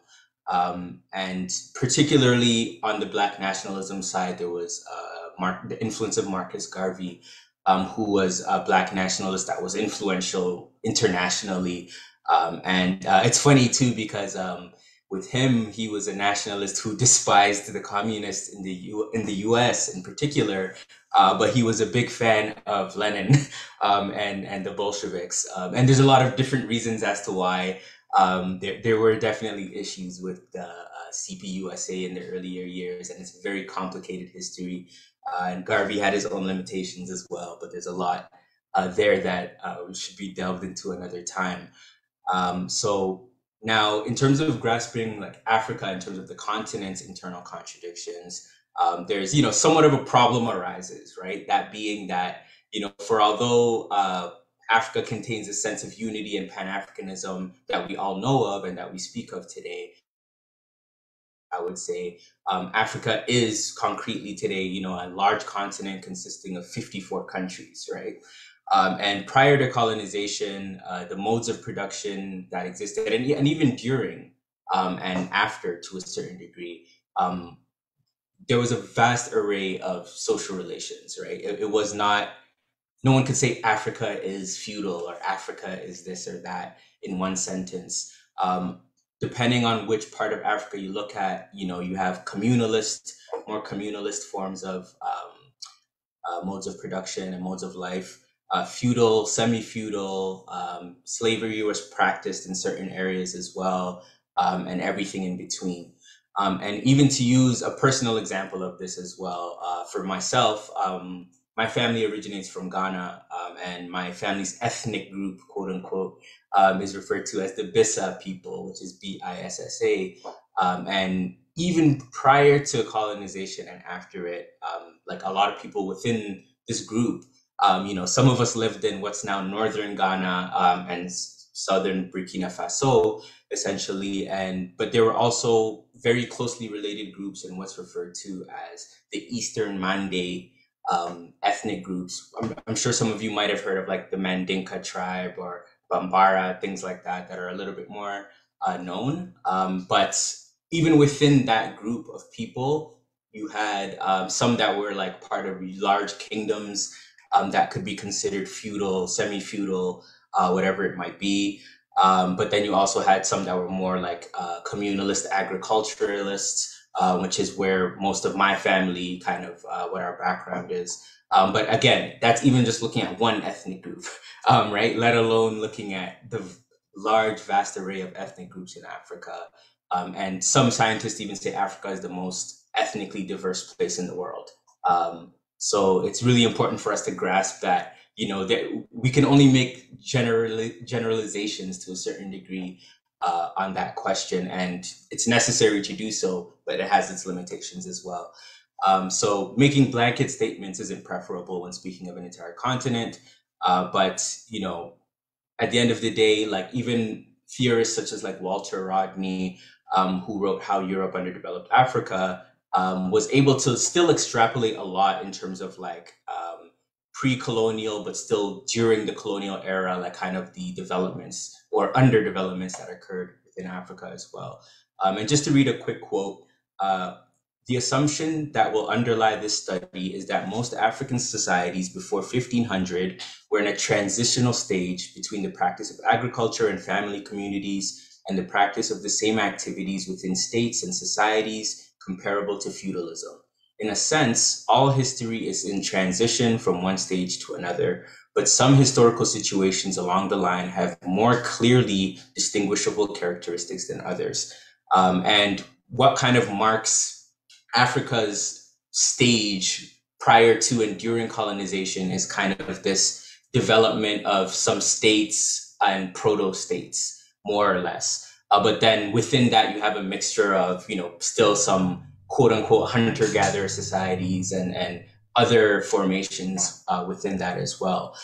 Within the same book, he also provides more details on specific contradictions pertaining to the communalist aspects of Africa in relation to the feudal and even pastoralists versus this, that, and the third. A lot more detail there, which is important as a backdrop for understanding the complexity of Africa when we speak of it. And each having their own particularities, but having some common tendencies and traits. And the most obvious features being the development of a state and a particular territory under that state's control, more or less. And colonialism, in short, interrupted the particular developments that were more or less internal to Africa prior to the Atlantic slave trade and the advent of capitalist imperialism, which led to the scramble for Africa going into the 20th century, which is where basically they divvied up all these countries basically based on whichever colonizer decided it owned that segment of territory to exploit. So this included the creation of artificial borders in many respects and the destruction of many African communities that would only begin to be repaired with the advent of the anti-colonial movement of the 50s and onwards. It should be noted here that many African leaders in this period, even those fond of socialism, and this was kind of mentioned before as well, to a certain extent, did tend to downplay the reality of antagonistic classes within Africa. And for one, part of that is understandable when we consider that it's true that, the communalism of Africa was pretty intertwined, right, with its social formations, even throughout the old colonial period. However, what they kind of downplayed was the emergence of the African bourgeoisie and comprador class as well.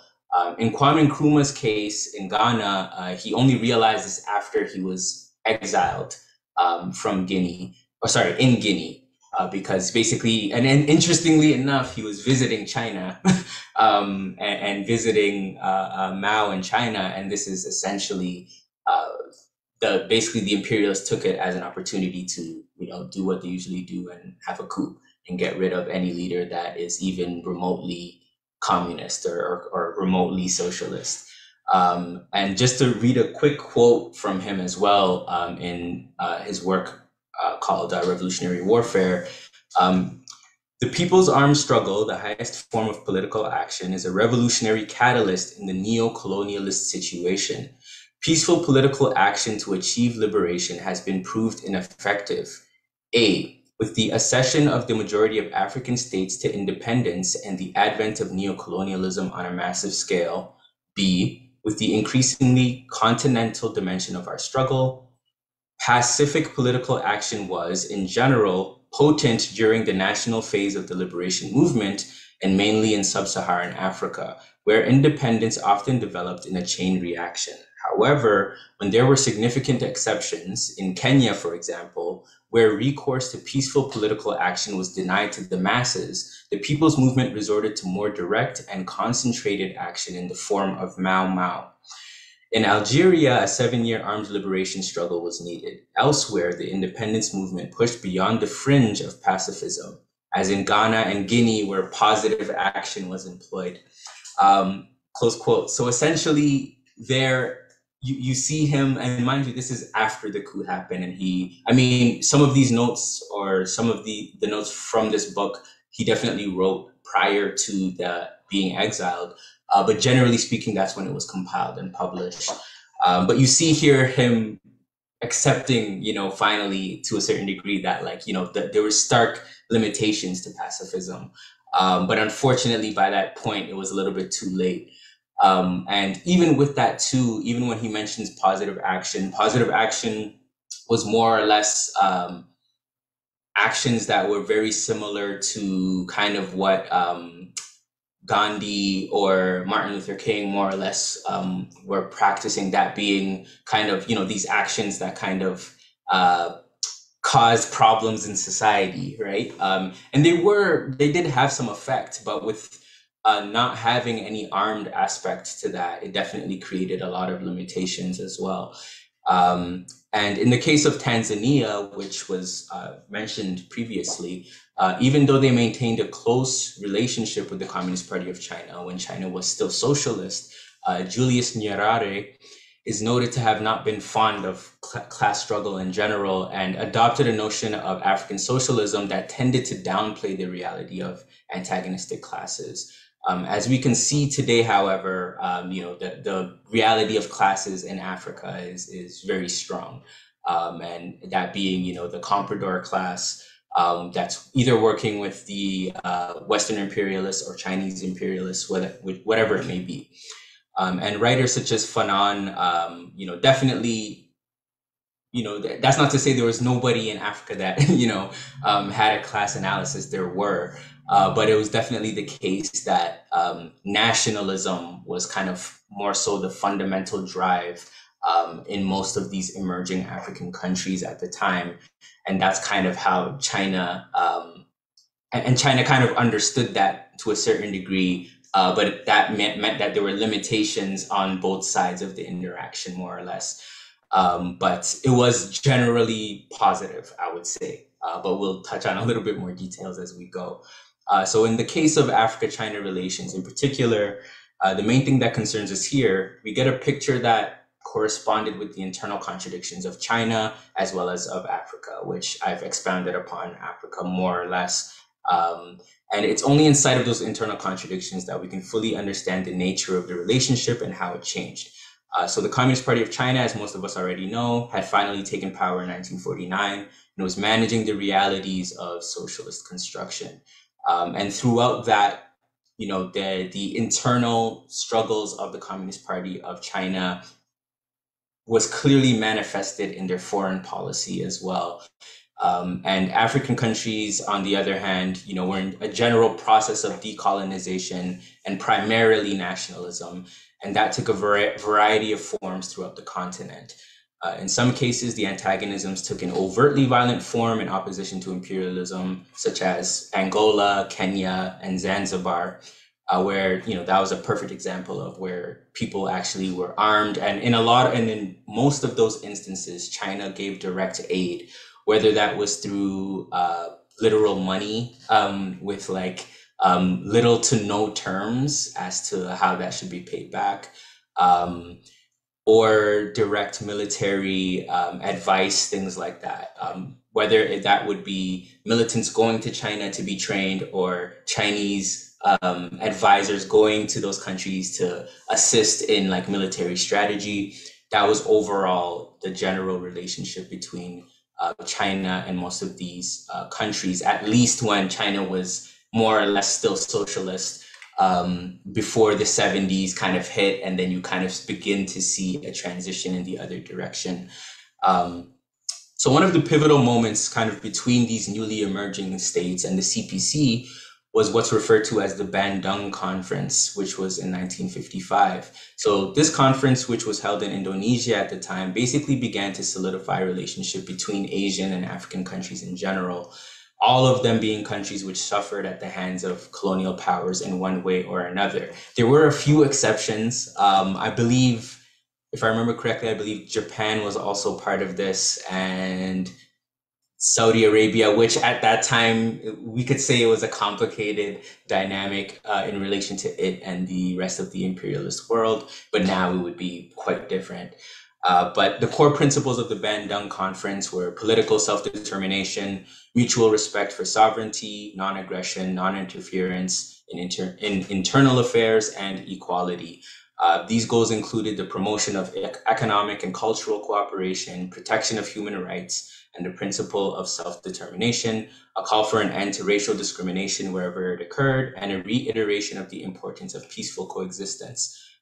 There were some limitations to that, again, because China was engaging with countries that were not necessarily socialist in the Marxist-Leninist or Maoist sense. China's foreign policy definitely had a little bit of, there was a contradiction there, right? Between, well, if all these countries are coming together and it benefits China's foreign policy in a certain way or in a certain respect, and even benefits the overall global revolution that was happening in opposition to imperialism, how do you balance that with, the fact that, well, if you have a bourgeois leader of a certain African country or party that's leading a certain African country, how do you balance that with, you know, the class politics of your own country and globally as well to benefit the communist movement? And there's a lot of difficulty. So I would say it's like it's a complicated thing, right? It's a difficult thing to just say it's this or that. But at the same time, generally, there were positives and negatives. So with that in mind, China's aid to a number of African states only began gradually in the 50s, with aid being given first to Egypt in 56, and then a number of countries receiving aid more significantly throughout the 60s. However, there was a major pause actually in aid from China to Africa in this regard when the Cultural Revolution kicked off in the late 60s. Basically because the internal contradictions of China were intensifying, right? So it makes sense that there would be somewhat of a pullback in general. And it wasn't until 1970 that China began to provide significantly more aid in relation to the 50s and 60s. And it was also in the 70s that China surpassed the Soviet Union actually in its providing aid to African countries. Obviously, this would have been past the point of the, a little bit past the point of the Sino-Soviet split, as some call it. So both in the amount of money provided and the number of countries being given aid, China was providing significantly more. And what was particularly characteristic about China's aid in relation to the Soviet Union and other imperialist powers, and this was touched on a little bit before, is that basically the revisionist USSR at this time was certainly known for providing, you know, lower interest loans to a certain degree relative to the USA, for example, or other imperialist powers. But overall, China's were a lot more loose, let's say. There were a lot less stipulations. It was practically just donations, you know what I mean? Which is understandable in sight of, you know, politics being in command. And it's not surprising. And as Marte mentioned earlier before too, that Tanzania, a country that was leaning towards China, like the Chinese style of, you know, state building more or less, received more aid than any other, than most other African countries that China was providing aid to. So that's a really important point. And Guinea was another country as well, where Sekou Touré, who was again socialist leaning, was given some aid as well. And in terms of military aid, China provided significantly less aid to countries, to African countries, only on the question of military aid in particular. On that question, they definitely were more careful, probably again because of this question of politics being in command. It's, you know, it's something you have to be more careful with, depending on what the internal politics of whatever country might be. So Zanzibar, which later became part of Tanzania, received military support from China in the form of military advisors as well as monetary support when it severed its ties with Great Britain by defeating the Zanzibar Sultanate in 1964. For China, Tanzania is also one of the better examples of its support for African liberation struggles, as mentioned already. And Julius Nyerere was quite fond of China and its variant of socialist construction. And after the Zanzibar Revolution, China was also pivotal in constructing the Tanzam Railway, for example. And many of Tanzania's policies were heavily influenced by China in the 60s and 70s. And even to the point that the Little Red Book that we all know was even read on the radio and mentioned quite regularly within Tanzania once it got translated to Swahili and some of the other local languages as well.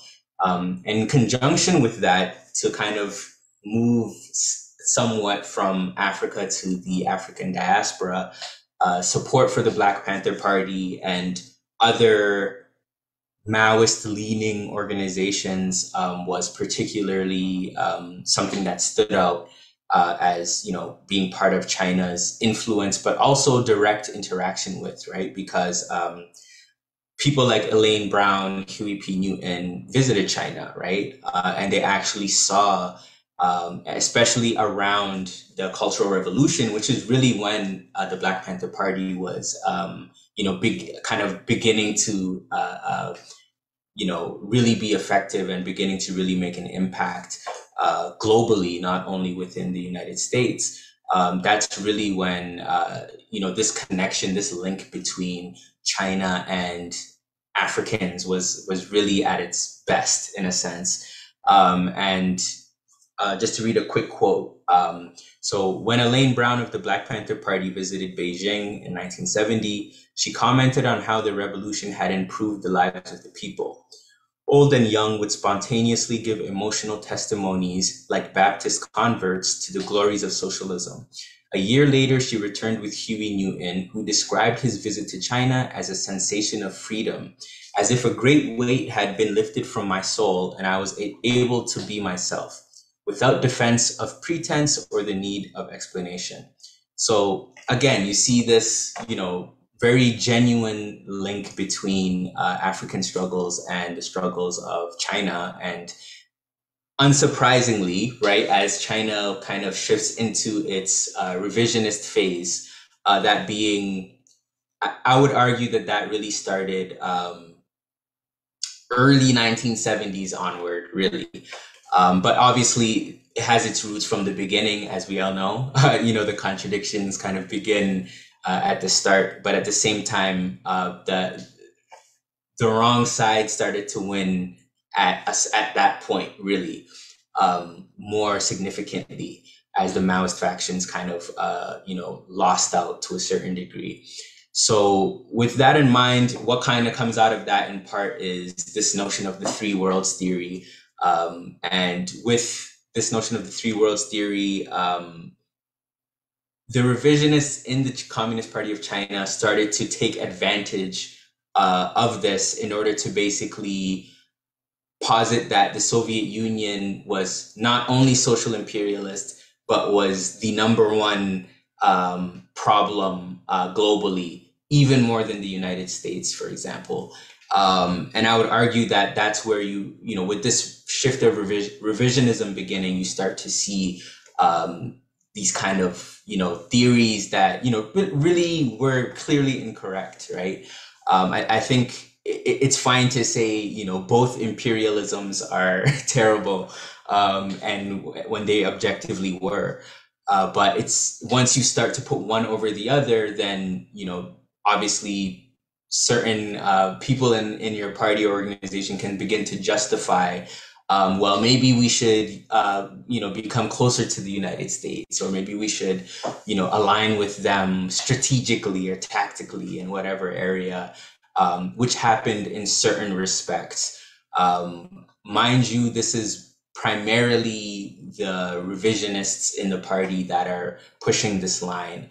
I would argue that Mao, to a certain extent, capitulated to this line, but only to a certain extent. But overall, it was clearly Deng Xiaoping and those of the revisionist faction that were more overtly in support of this notion of the three worlds theory, right? Because then you can support any third world country, regardless of the actual person in power or the party in power, just because, it's beneficial in whatever way. So again, you begin to see politics and command beginning to kind of shift and not have as much strength anymore.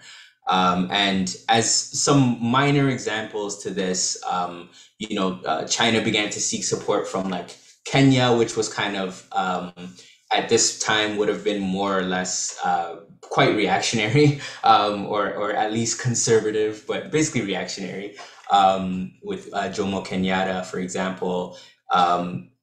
With Nigeria, there was definitely some instances of China capitulating a little bit too much to the party there, but at the same time, they also supported the Biafran independent struggle as well, with direct aid. So again, with the shift, you see this, begin to see kind of a mixed, right, approach to how foreign aid is supposed to happen, so on and so forth. And even though this isn't in Africa in particular, one of the worst examples was probably China's support for Pinochet in Chile, where they basically supported Chile, who was an overt reactionary, and again, right, with the internal contradictions, you begin to see how the engagements with Africa and the rest of the world in general begin to shift as well. And so it's basically with that we can begin to understand China's relationship to Africa today, right? Which was expounded on so well before me. So, I'm not going to get into too many details there, but overall, I think, it's really important for people to grasp that. And similarly, even with the Soviet Union, right? Once it was kind of the post-Stalin era, you began to see these contradictions becoming a lot more heightened between the Soviet Union and whatever countries it was interacting with. Because interestingly, with the Bandung Conference, even that I mentioned earlier, at that time, so this would have been 1955, the Communist Party of China was more or less still friendly with the Soviet Union, but even within that conference, certain countries and certain motions were put forward to discuss the Soviet Union more in depth. Some even referencing it as a social imperialist power, not social imperialist, but just imperialist. It wasn't until the split that this notion of a social imperialist power, imperialism under the guise of socialism kind of came about. But you can see as early as 1955, after Stalin, that, these contradictions, or during-ish, but still after, more or less, that you begin to see these contradictions arise as well. And then it's not surprising that by the time you get to the 80s and 90s, the Soviet Union is invading Afghanistan, on the brink of collapse, so on and so forth. And it did eventually collapse. And then with China today, it's basically, in terms of its aid to African countries, it's basically doing what the Soviet Union did back then, right? During the 60s, 70s. It's not 100% identical, but the amount of similarities are very stark. That being, even though the loans that might be given might be relatively, not as high interest as that of the US or other European countries, they still will put military bases, right? Like in the case of Djibouti that was mentioned, or other, more stringent stipulations that clearly benefit China more than it's going to benefit the home country. And to make matters worse, China has China basically doesn't care at all who's in power, right? So what we began to see happen in the 1970s has now basically, with the full kind of opening up of Chinese capitalism, has taken its extreme kind of nature in the world we see today. So overall, that's all I have for today. Thank you all very much for putting this together, and looking forward to the rest of the event as well. All right, thank you very much, Comrade Mubarak. So for my comments, I think one particular thing that stands out the most is that China, way before Mao, we always see the victories and the achievements that Mao did. However, Mao is not perfect, and so he is always still prone to criticisms, to bad movements, and that's fine as long as we should build something that would fix those kinds of problems so that in the future that won't happen. However, Deng happened, and of course that's always a bad news for us. So Lance, do you have any more thoughts about this? I'm actually curious. Did you read MLM Revolutionary Study Group's Chinese foreign policy during the Maoist era and its lessons for today? That was one of the million things I read, yes. Yeah, I was really curious. Like you hit the points on the Bandung Conference and the Three Worlds theory. Similarly, I do think from that article and from your discussion, again, like it really complements with what Comrade Marty said, that you could really see also like in the development of Southeast Asian countries, like in the Philippines, there was also, you cannot say that there was really a Philippines before colonialism that had its own distinct mode of production. It was also a bunch of people with their own things. You could really see how colonial logic really just whitewashed everything to make us look like we're savages with no hope of improving our own modes of production. I think that this discussion really just solidified that, dispelled that kind of colonial thinking away. And I do think that it's a crucial point. The is really interesting. The how there was initial critique on the Bandung Conference, as well as the line on the three worlds theory. That document that I referenced, it had an interesting notion that, as Mao correctly assessed overall, strategically in the long term, any socialist country should strategically be funding or supporting revolutionary movements worldwide. But tactically, in times where it needs to survive, it could enter into certain tactical alliances. And I do think that the points you raised about how the Bandung Conference was really beneficial in a way, but it did have uh, some limitations, as you mentioned, in the sense that it could have muddled the waters in how to handle the political decisions in foreign policy. Uh, and I think that's crucial. I mean, once we start winning, these are things that we will start taking note of. Future state planners, remember, remember the lessons from the 60s and the 50s. I think that's all for Comrade Mubarak's segment. I do think that yours and Comrade Marty's uh, works and speeches really complement each other, and I'm not really excited for how it's going to turn out for our roundtable. So you've mentioned a while ago that whole the balance of tactical alliances with the reactionary power, but still maintaining class struggle. That is something I think we mentioned in the questions we gave you about how would you describe the dialectical unity of that, of something that's how uh, in Tagalog it would be pakitungo, or like how you would go about dealing with these reactionaries while giving it life to the revolutionary movement and without resulting in capitulation. And now for our final speaker, I think. So again, thank you, Comrade Mubarak.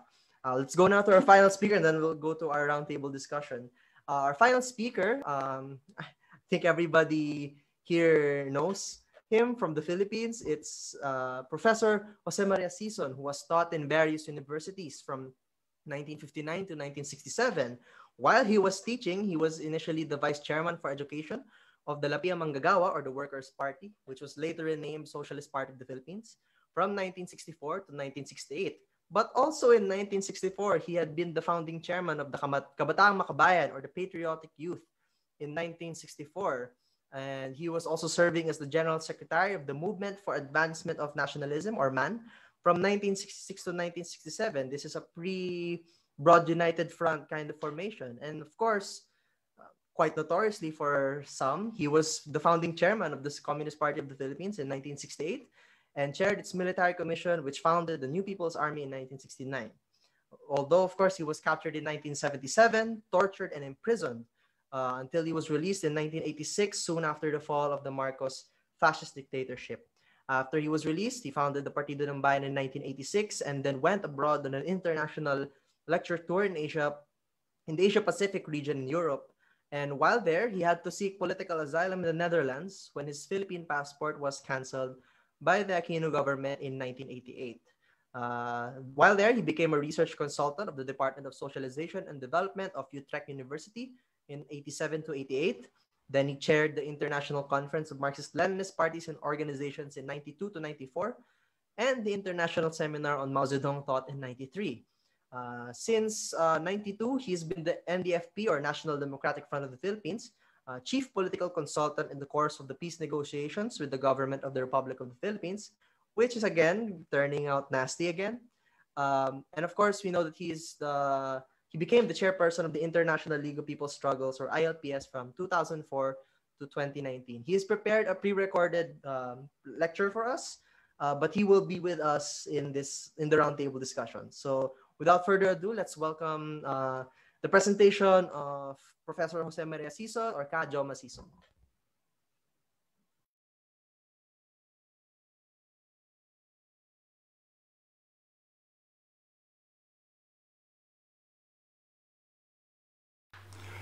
Dear compatriots and friends, on the occasion of the 100th anniversary of the Communist Party of China, this July, it is appropriate to take stock of what the Philippine National Democratic Movement has learned from China and the CPC, inasmuch as China, before its national liberation in 1949, had semi-colonial and semi-feudal conditions like the Philippines today, and had to wage a revolution with two stages, the first stage being the new democratic revolution, and the next being the socialist revolution.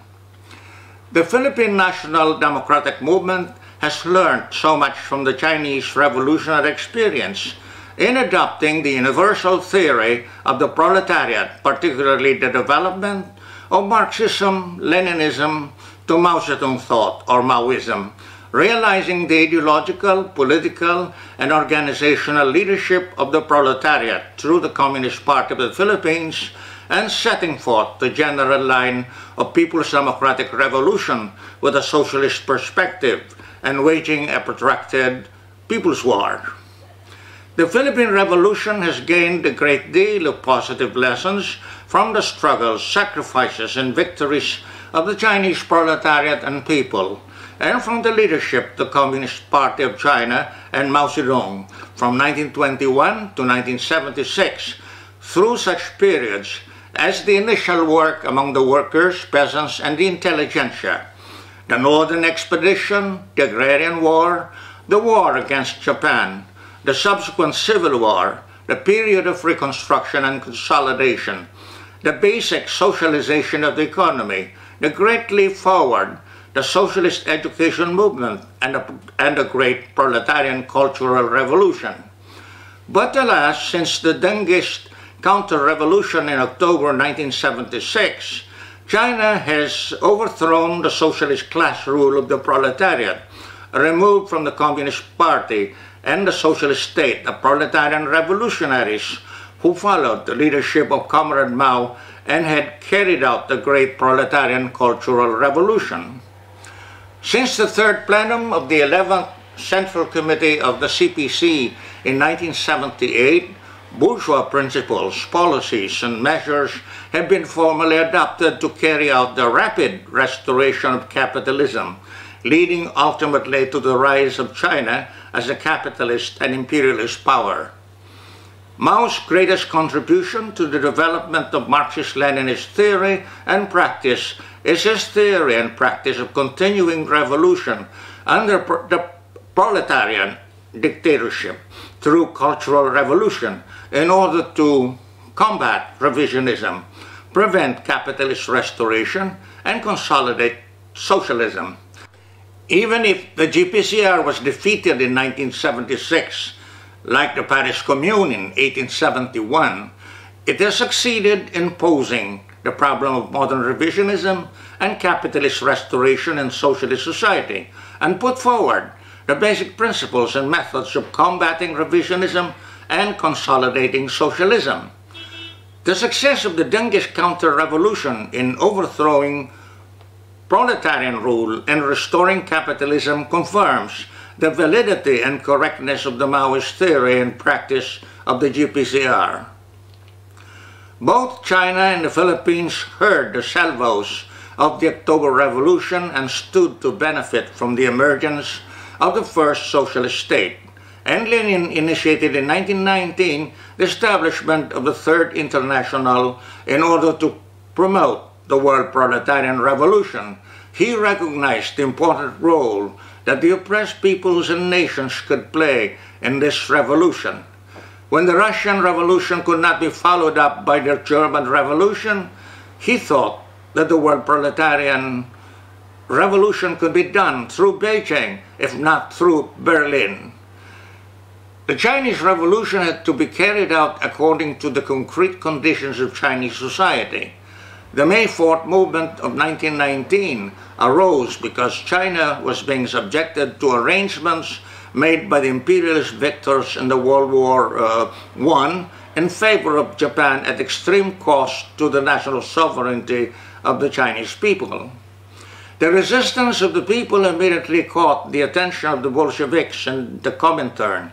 Thus, they moved promptly to encourage the establishment of the CPC as early as 1921.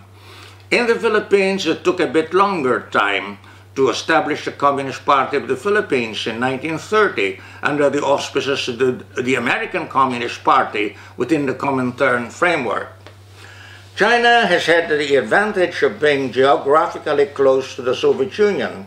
Thus, it became possible for Stalin to encourage the alliance of the CPC and the Kuomintang and to supply weapons for the Northern Expedition against the Northern warlords from 1925 to 1927.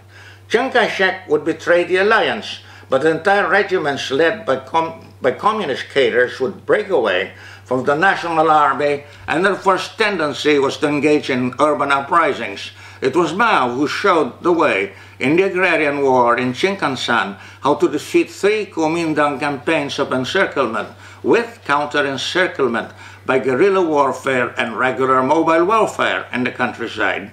But the so-called Bolshevik group headed by Wang Ming came to Chinkansan under the authority of the Comintern, misdirected the People's Army towards adventurous actions, caused severe damage to the revolutionary bases that necessitated the long march.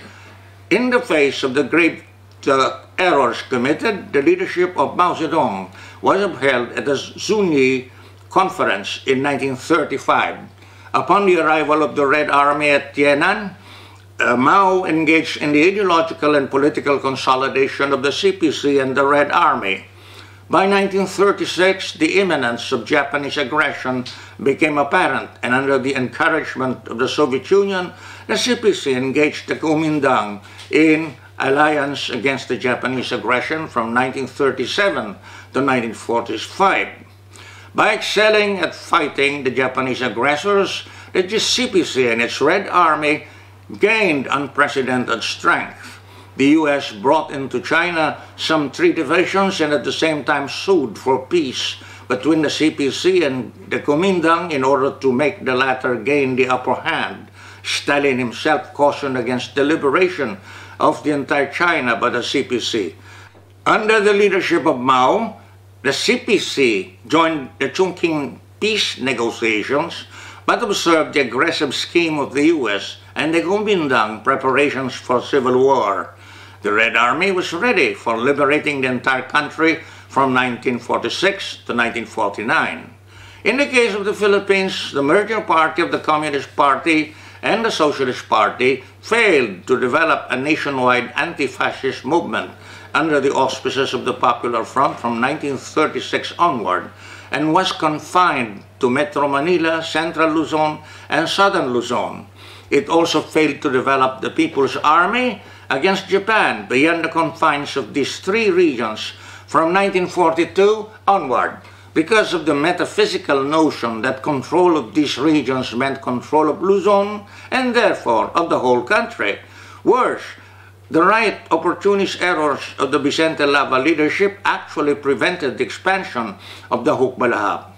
The errors ranged from the retreat for defense policy from 1942 to 1943 to the policy of welcoming the return of U.S. imperialist forces and the Commonwealth puppet government from September 1943 onward. The old merger party of the CP and SP did not maximize the favorable conditions for building the People's Army and carrying out land reform nationwide during the World War. Neither was it able to take advantage of the revolutionary flow that appeared in mainland Asia in the decades that followed World War II because of subjective factors like the left opportunist error of Jose Lava, which had the putschist aim of seizing political power in 2 years' time from 1949, and the right opportunist errors of Jesus Lava in liquidating the People's Army in 1955 and the party in 1957, and because of objective conditions like the archipelagic character of the Philippines. The armed revolution in the Philippines was practically defeated from 1950 onward after the 1949 offensives and the arrest of the entire Manila-based Politburo of the old merger party. After nearly 2 decades, the People's Democratic Revolution would be earnestly resumed upon the re-establishment of the CPP on December 26, 1968, and founding of the new People's Army on March 29, 1969. Being in an archipelagic country like the Philippines, the NPA has not been able to benefit from cross-border assistance like the People's Armies of Korea and Indochina after World War II. But of course, the Filipino people and revolutionaries have always been inspired and emboldened by the revolutionary struggles and victories on the Asian mainland.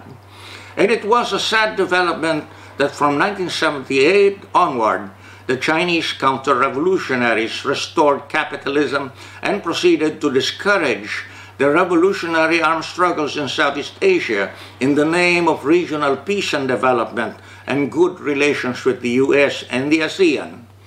Despite this dismal turn of events, the CPP has brilliantly overcome all US-supported strategic campaigns of military suppression against the armed revolution from the time of Marcos to the present, and has developed this nationwide and with deep roots among the toiling masses of workers and peasants by building the party, the People's Army, with auxiliary and reserve forces, revolutionary mass organizations, alliances, and the local organs of political power.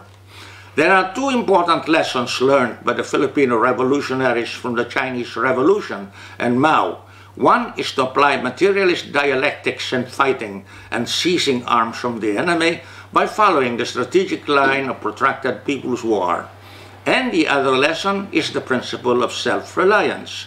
Thus, the CPP has been able to carry out and advance the People's Democratic Revolution for 52 years despite major setbacks of the world proletarian revolution due to the concatenation of counter-revolutionary developments such as anti-communism, neo-colonialism, modern revisionism, neoliberalism, the full restoration of capitalism in Russia and China, and recrudescent fascism. The Philippine Revolution is now a torchbearer and frontliner in the world proletarian revolution. Wishing to complete its victory over revolutions guided by Marxism-Leninism, the US wants to destroy the CPP and the armed revolutionary movement. Exposing its own imperialist character, China has violated Philippine sovereign and maritime rights in the West Philippine Sea and competes with the US in plundering the Philippines. Notwithstanding all these, the Philippine Revolution stands to benefit from its self-reliant fortitude and from the wide-scale anti-imperialist and democratic mass struggles which are ushering in the resurgence of the world proletarian revolution. The People's War in the Philippines is still in the stage of the strategic defensive, with the multiplication of platoons and companies as the fighting units to carry out extensive and intensive guerrilla warfare, bleed the enemy monster with thousands of wounds, mature the final phase of the strategic defensive, and prepare for the stage of the strategic stalemate with companies and battalions as the fighting units in waging regular mobile warfare. The success of the strategic stalemate will further prepare the strategic offensive for defeating the enemy nationwide and bringing about the basic completion of the new democratic revolution through the seizure of political power in the cities. As we have learned from the Chinese revolutionary experience, we can advance in the People's Democratic Revolution only by strengthening the CPP as the advanced detachment of the proletariat, carrying out the armed struggle and realizing the united front that arouses and mobilizes the people in their millions, and to advance the armed struggle as the main form of revolutionary struggle, we need to integrate it with the agrarian revolution and with building the revolutionary mass base consisting of the local party branches, units of the People's Army, the People's Militia, the revolutionary mass organizations, and the local organs of political power constituting the People's Democratic Government. Insofar as we have not yet completed the People's Democratic Revolution and have not yet started the Socialist Revolution, we have to learn in advance what essentially is to be done in the future by studying the history of the Soviet Union and the People's Republic of China. In the current forum, however, I'm assigned to relate the Philippine National Democratic Movement to China. I feel obliged to discuss the socialist perspective of this movement and the necessary relations of socialism in China with that in the Soviet Union since the victory of the Chinese Revolution in 1949. We all know that in the period of consolidation and reconstruction from 1949 to 1952, China had to engage the cooperation and assistance of the Soviet Union in facing up to the continuing imperialist and Kuomintang threats to China, as well as to the U.S. war of aggression in Korea.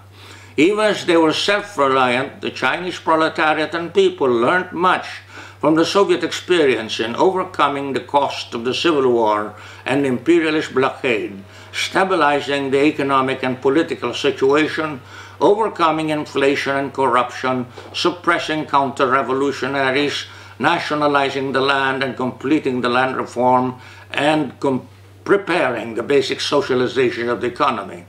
In the basic socialization of the economy from 1953 to 1957, the Chinese socialist state continued to own, control, and operate the commanding heights of the economy, the major industries, lines of transport, and sources of raw materials confiscated from the foreign capitalist and bureaucrat capitalist. As in the period of the new economic policy in the Soviet Union, concessions were given to the national bourgeoisie, which was accommodated in state-private corporations. Small producers and traders were also allowed to operate. Cooperatives were promoted among the peasants who benefited from land reform, as well as among other small producers in handicrafts and other enterprises. But when the time came for the great leap forward for building the agricultural communes as the highest stage of agricultural cooperation and as the base of the entire economy, the heavy and basic industries as the leading factor and light industry as the bridge, the brazen right opportunist as well as the more subtle revisionist under the influence of Soviet revisionism as well as a petty bourgeois background manifested their opposition. The CPP, under the leadership of the great Mao, succeeded in building the commune system and the industrial foundation of socialist China and overcame the imperialist blockade, the Soviet abandonment of projects, the natural calamities, and the sabotage by the rightist and revisionist. After the overall success of the Great Leap Forward and bumper crops of 1962, the CPC, under the leadership of Mao, launched the socialist education movement in order to confront the pernicious elements who had attacked the Great Leap Forward and the CPC under the leadership of Mao. But those of the CPC Central Committee who had opposed the Great Leap Forward and wished to perpetuate and enlarge the concessions of the bourgeoisie, sabotaged the socialist education movement and continued to protect those making propaganda against the line of socialist revolution. Thus Mao and his proletarian revolutionary comrades decided to launch the great proletarian cultural revolution and start with the bombardment of the bourgeois headquarters of Liu Shaoqi and Deng Xiaoping and the CPC by the Red Guards in 1966. Since the ascendance to power of modern revisionism under Khrushchev and the Soviet Union in 1956, Comrade Mao had seriously studied this phenomenon, its nature, causes, and consequences in socialist society. Thus, he was able to develop the theory and practice of continuing revolution under the dictatorship of the proletariat through cultural revolution in order to combat modern revisionism, prevent the restoration of capitalism, and consolidate socialism. He was for the revolutionization of the superstructure, doing away with the anti-socialist old ideas, culture, customs, and habits in order to uphold the revolutionary leadership of the proletariat and enhance the socialist relations of production. Class struggle was proclaimed as the key link in the advance of socialist society, putting revolutionary politics in command of production and not merely developing the forces of production. As a result of the GPCR, the youth were mobilized as Red Guards, as revolutionary successors in combination with the toiling masses of workers and peasants. Art and literature were revolutionized to serve the people and honor the revolutionary workers, peasants, and soldiers as the heroes. The theatrical models were promoted. The educational system was reformed to stop the phenomenon of university students coming mostly from former exploiting classes and from strata higher than those of the workers and peasants. Barefoot doctors were trained to spread and raise the level of healthcare in the rural areas.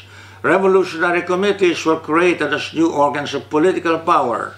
3-in-1 leading committees were formed in the factories, communes, and institutions to combine the representatives of the party, the masses, and the experts. The Ansan Constitution became the model for organizing the workers. The Tachay and Taching models were promoted. The first half of the 10-year course of the GPCR was generally successful, but the blatant revisionist capitalist rulers were able to unite with the centrists, and together they succeeded to split the ranks of the left and bring back Deng Xiaoping and other capitalist rulers to power under the pretext of their having become repentant and rehabilitated. Increasingly, they were able to use the line against Soviet modern revisionism and social imperialism to justify rapprochement with U.S. imperialism in connection with the catchwords of modernization, reforms, opening up, and reintegration in the world capitalist system in order to obfuscate the line of class struggle. They put forward a theory and line of developing the productive forces using diplomatic and trade relations with the capitalist countries to hasten access to higher technology, doing away with the class struggle as the key link, and trashing proletarian internationalism.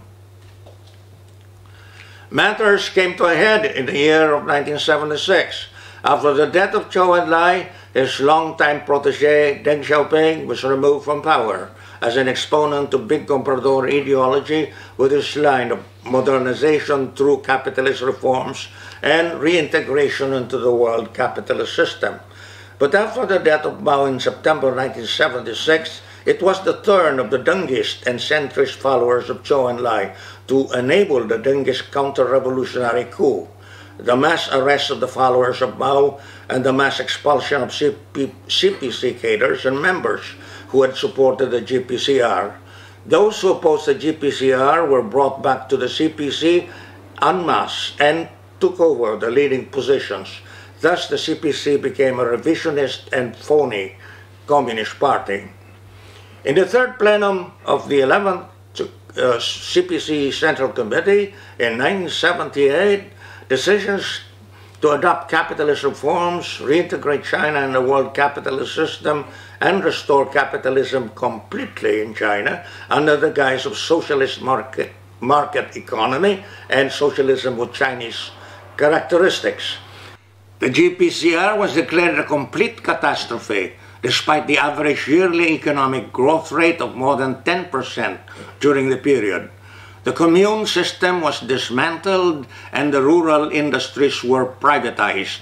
The big bourgeoisie was rewarded with further repayment of war bonds already previously redeemed by the state and was given access to the state banks to take credit and expand their private business operations.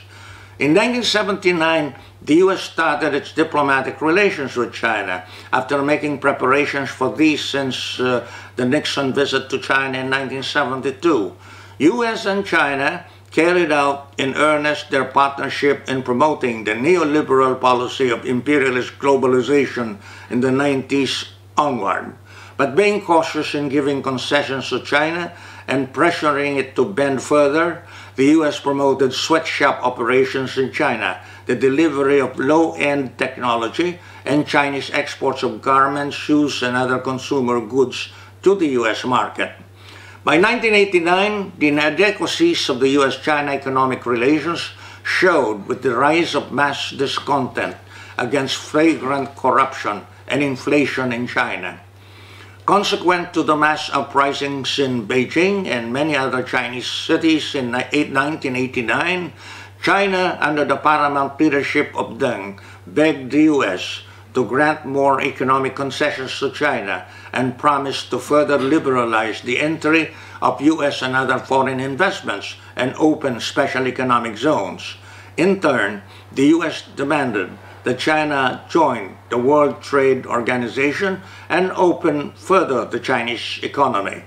China joined the WTO in 2001, and the US and China became undoubtedly the main partners in promoting and carrying out the neoliberal policy. Since then, the economic growth of China accelerated on the capitalist road to become the largest capitalist power after the US. To make monopoly capitalism dominant in China, the phony Communist Party and the monopoly bureaucrats have plundered the social wealth created by the Chinese working people under the red flag of socialism and have submitted the working people to extreme conditions of exploitation, mass poverty, and deprivation. The dismantling of the commune system drove great numbers of peasants to urban poverty and exploitation by Chinese and foreign companies. The abolition of the right to strike and the lack of labor rights have generalized the 996 rule of wage slavery, 9 a.m. to 9 p.m. work for 6 days a week, reminiscent of early 19th century England. Even the highly educated white-collar employees are subjected to this rule. Gross inequality and social injustice reign in China. State monopoly capitalism has served to accelerate strategic economic and military production and to expand private monopoly capitalism to the extent that this has become dominant. As of 2015, according to the Hurun report, China outstripped the US in the number of billionaires. Millionaires and billionaires like Jack Ma of Alibaba are highly honored members of the CPC. In the National People's Congress, as of 2016, more than 100 delegates were billionaires in US dollars, like Pony Ma of 10%, Robin Lee of Baidu, and Kay Jun of Xiaomi. And 209 other delegates had net assets above 2 billion yuan, or 300 million US dollars. In the US Congress at the time, there was no billionaire, and the richest was California Republican Daniel Issa, who had as net worth only $440 million. Members of the CPC Central Committee have generally concealed their private assets, but immediate and close relatives have openly become millionaires and billionaires with large shares of stocks in major private corporations in real estate, technology, energy, manufacturing, commerce, banks, and finance. The big bourgeoisie is flagrantly in power in the CPC and the state, and in the big private corporations. Corruption has been so rampant in the CPC and the state that President Xi Jinping has so prominently crusaded against it. But Quora researchers point out that the sister of Xi, Chi Chow Chow, has accumulated assets of more than 1.7 billion US dollars. State monopoly corporations have been intertwined with private monopoly corporations and even sell shares of stocks to big private capitalists. take a look at the list of the 500 largest private Chinese private corporations. Let me just mention here the 10 with the largest capital: Huawei in electronics, Pacific Construction Group, Amer International Group in metals, Hengli Group in chemicals, Country Garden Holdings in real estate, Evergrande Group in real estate, Legend Holdings in electronics, Gome Holdings Group in retail, China Banque Company Limited in real estate, and Geely Holding Group in motors. Huawei's largest capital is 858 billion yuan, or $126 billion, and Geely's is 330 billion yuan. The 10 largest private banks of China are China Merchants Bank, Industrial and Commercial Bank of China, Agricultural Bank of China, China Construction Bank, China International Capital Construction, Bank of Communications, Shanghai Pudong Development Bank, China CITIC Bank, and China Minsheng Bank. The following are the 5 largest private insurance companies: China Life Insurance Company, Ping An Insurance Group, China Pacific Insurance Group, People's Insurance Company of China, and New China Life Insurance. When the crisis of overproduction and financial crash of 2008 occurred, the U.S. still praised China for making the world economic growth rate stay above zero. But in the further years, with the so-called Great Recession threatening to become the Great Depression, worse than the one in the 1930s, the U.S. has become critical of the Chinese two-tiered economy of state monopoly capitalism and private monopoly capitalism, manipulative and unfair trade and currency policies, theft of U.S. technology, and buildup of military power. Openly wary of China's economic and military rise, Obama announced the policy of strategic pivot to East Asia and exclusion of China from the Trans-Pacific Partnership Agreement, while China pushed the Regional Comprehensive Economic Partnership to exclude the U.S. and the far larger and more ambitious Belt and Road Initiative. Trump became more aggressive against China and designated it as the main economic competitor and political rival of the U.S. He declared a trade war and restrictions on technology transfer against China. The U.S. is determined to cut down the export surplus that China has enjoyed since the 1980s and used to buy U.S. securities and private assets and to finance Chinese domestic and foreign investments.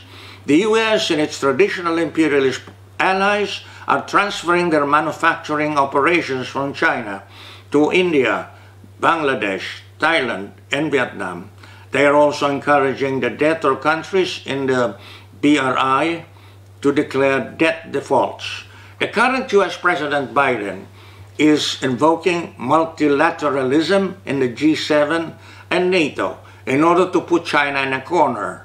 Exposing its own imperialist character, China continues to claim sovereignty over 90% of the South China Sea in violation of the UN Convention on the Law of the Sea and the 2016 landmark decision by the Permanent Court of Arbitration in favor of the Philippines against China. The U.S. is taking advantage of this Chinese overreach in order to reinforce U.S. relations with the coastal countries of Southeast Asia and its traditional imperialist allies. Against the Chinese claim violating the UN CLOS, the Quad of the US, Japan, Australia, and India is asserting the right of free navigation in the Indo-Pacific Oceanic route, and the European countries are also defying China's aggressive violation of the UN CLOS. The crisis of the world capitalist system is rapidly worsening. It is characterized by overproduction of all types of goods due to the rising social character of production, the extreme greed of the monopoly bourgeoisie, and the sinking wages under the neoliberal policy regime. As of 2020, the wealth of 2,153 billionaires is equivalent to what 4.6 billion people, or 60% of humankind, own. The class struggle is intensifying in the entire world in both imperialist and underdeveloped countries. The struggles of the oppressed peoples and nations for national and social liberation are rising on the widest scale, and the contradictions among the imperialist powers, especially between the US and China, are sharpening. The rapid spread of anti-imperialist and democratic mass struggles are the prelude to the resurgence of the world proletarian revolution. Until recently, some 10% of the Chinese population have been enjoying relatively comfortable incomes and a high standard of living, but mass poverty among the toiling masses and among most of the youth is still a conspicuous fact, despite the claims that some 850 million people have just been lifted up from absolute poverty by capitalism.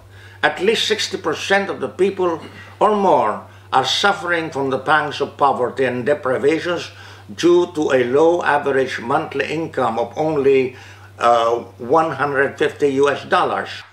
All the ills that afflict capitalist society are conspicuous in China, such as bureaucratic corruption, persistent poverty, prostitution, drug addiction, gambling, and common criminality. Thus, many Chinese youth and workers are becoming rebellious and are reading the works of Comrade Mao for inspiration and guidance. Under the stress and strain of the crisis of overproduction in the world capitalist system, the growth rate of the capitalist economy has gone down significantly since 2015, and the Chinese stock market fell by at least 14% in 2018. It remains to be seen how much damage to the Chinese economy can be done by the US and its traditional imperialist allies in the years to come. Prognosticators observe that China is facing tremendous odds in rising from its current position of being number 2 largest capitalist economy to number 1, and is in danger of falling into the prolonged stagnation like that of Japan since 1990. China is sitting on mountains of public and private debt and inflated assets like Japan in the 1980s. Under the current conditions of gross inequality, social injustice, and continuing polarization, there is a high potential for social revolutionary movement among the youth and the toiling masses of workers and peasants. There is an increasing number of the people who are reading and studying the works of Comrade Mao for revolutionary inspiration and guidance. This growing trend is being counteracted by constant surveillance, arrest, and imprisonment of suspected Maoists by the phony communists of capitalist and imperialist China. The class struggle is definitely resurgent in China today and in the years to come. Thank you.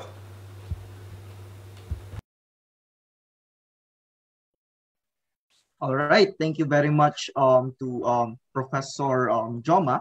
So I have 3 points that I was able to take from his speech. So number 1 is his very extensive historical take on the China. No? So it unveils everything that happened from its roots to the war itself, the civil war, its alliance with the Kuomintang, the fight with the United States and the other forces, Western imperialists, up until of course Deng would come, and that comes to my second point.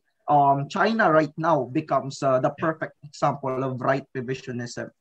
So we can see right now that China encompasses this like what the other speakers have mentioned, this social imperialist propaganda that they were able to be right now. And finally, with regard to that, China is becoming stronger and stronger as of the moment, and we should not waste time to make movements or to criticize China. Maybe there might be some struggles within that. Some comrades there would mount some actions. But of course, we in the international scene would also would have this kind of um, uh, this task, and that is to continuously criticize China, and of course encourage our countries to step up and do something about this aggression made by China. Lance, do you have any thing to say? I'm curious about the round table, but I guess I would just say that this was so not well coordinated, but it spontaneously went really well, and how Comrade Ajit historicized the Indian Communist movement in its relation to China.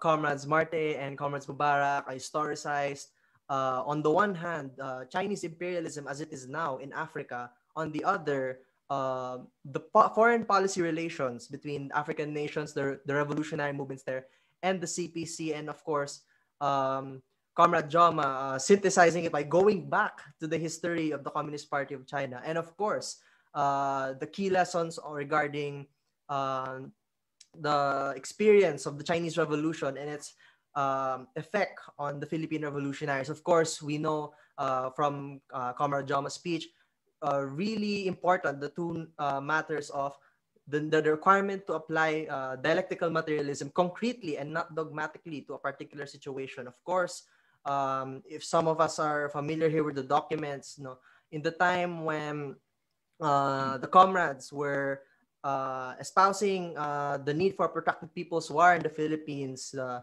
revisionist Lava and Tarok line would say that this is not applicable because, quote unquote, we are not in a mainland like China. But the line developed by the comrades, of course, by Comrade Joma, and their articles like the specific characteristics of our People's War, they were able to first, in typical Maoist fashion, concretely analyze the situation and from the wisdom of the past revolutionary struggles, apply a theory that will guide the revolutionary struggle. And of course, we've seen that the armed struggle in the Philippines has been continuing to expand despite, of course, the major setbacks that has faced everyone, even the Philippines, since the fall of the Soviet Union and China's capitalist restoration. Of course, we're thankful for that. But without further ado, I think we're going now to the most exciting part where we have gathered,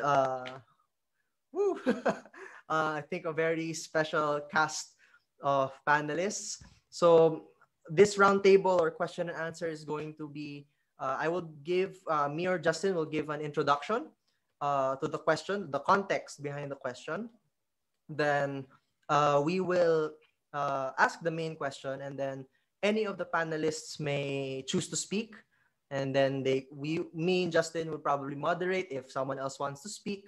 And then we just would like to note if the speakers would, from time to time, check their chat box, if just in case we are running out of time, and the like. But without further ado, I think we could start. I think we would show our panelists now into a split screen. And welcome back, Comrade Ajit. Okay, let's get everyone on board.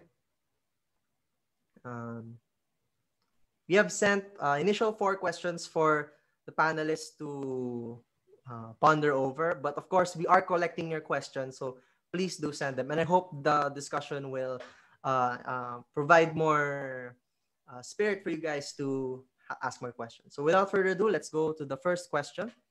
So the context is, in order to advance, pardon? Sorry. Proceed. Okay. So context, in order to advance to a notion of progressive politics, some organizations would mistakenly prioritize building alliances, even reactionaries, to bolster their numbers, while others would prefer to focus on their internal organizing at the risk of closing off to possible allies. From dealing with the Kuomintang to imperialist nations, the Bandung Conference, the colonies and semi-colonies, the history of the Communist Party of China is filled with experiences dealing with reactionaries, which would somehow indirectly help the internal growth of the movement. So, to our panelists, how would you describe is the dialectical uniting relationship between building broad alliances and internal organizing in terms of the strategy in the long-term sense and tactics in the short-term sense? Are there any considerations that we must be looking for when dealing with this relationship in a local setting and in an international foreign policy kind of setting? So without further ado, let's go. Anyone can start. So the question has been posted on the chat. So anyone could start if they would like to answer.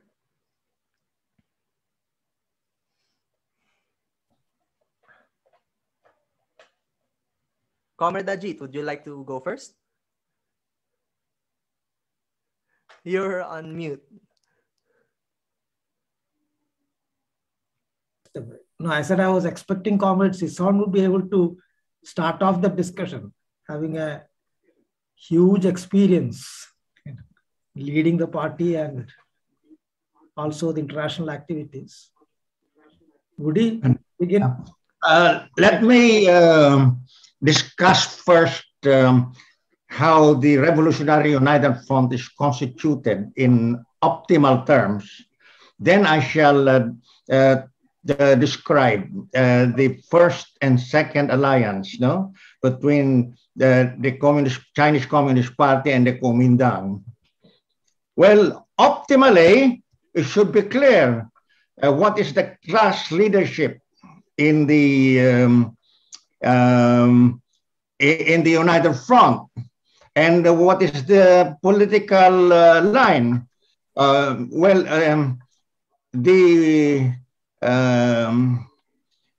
You must be sure that the leadership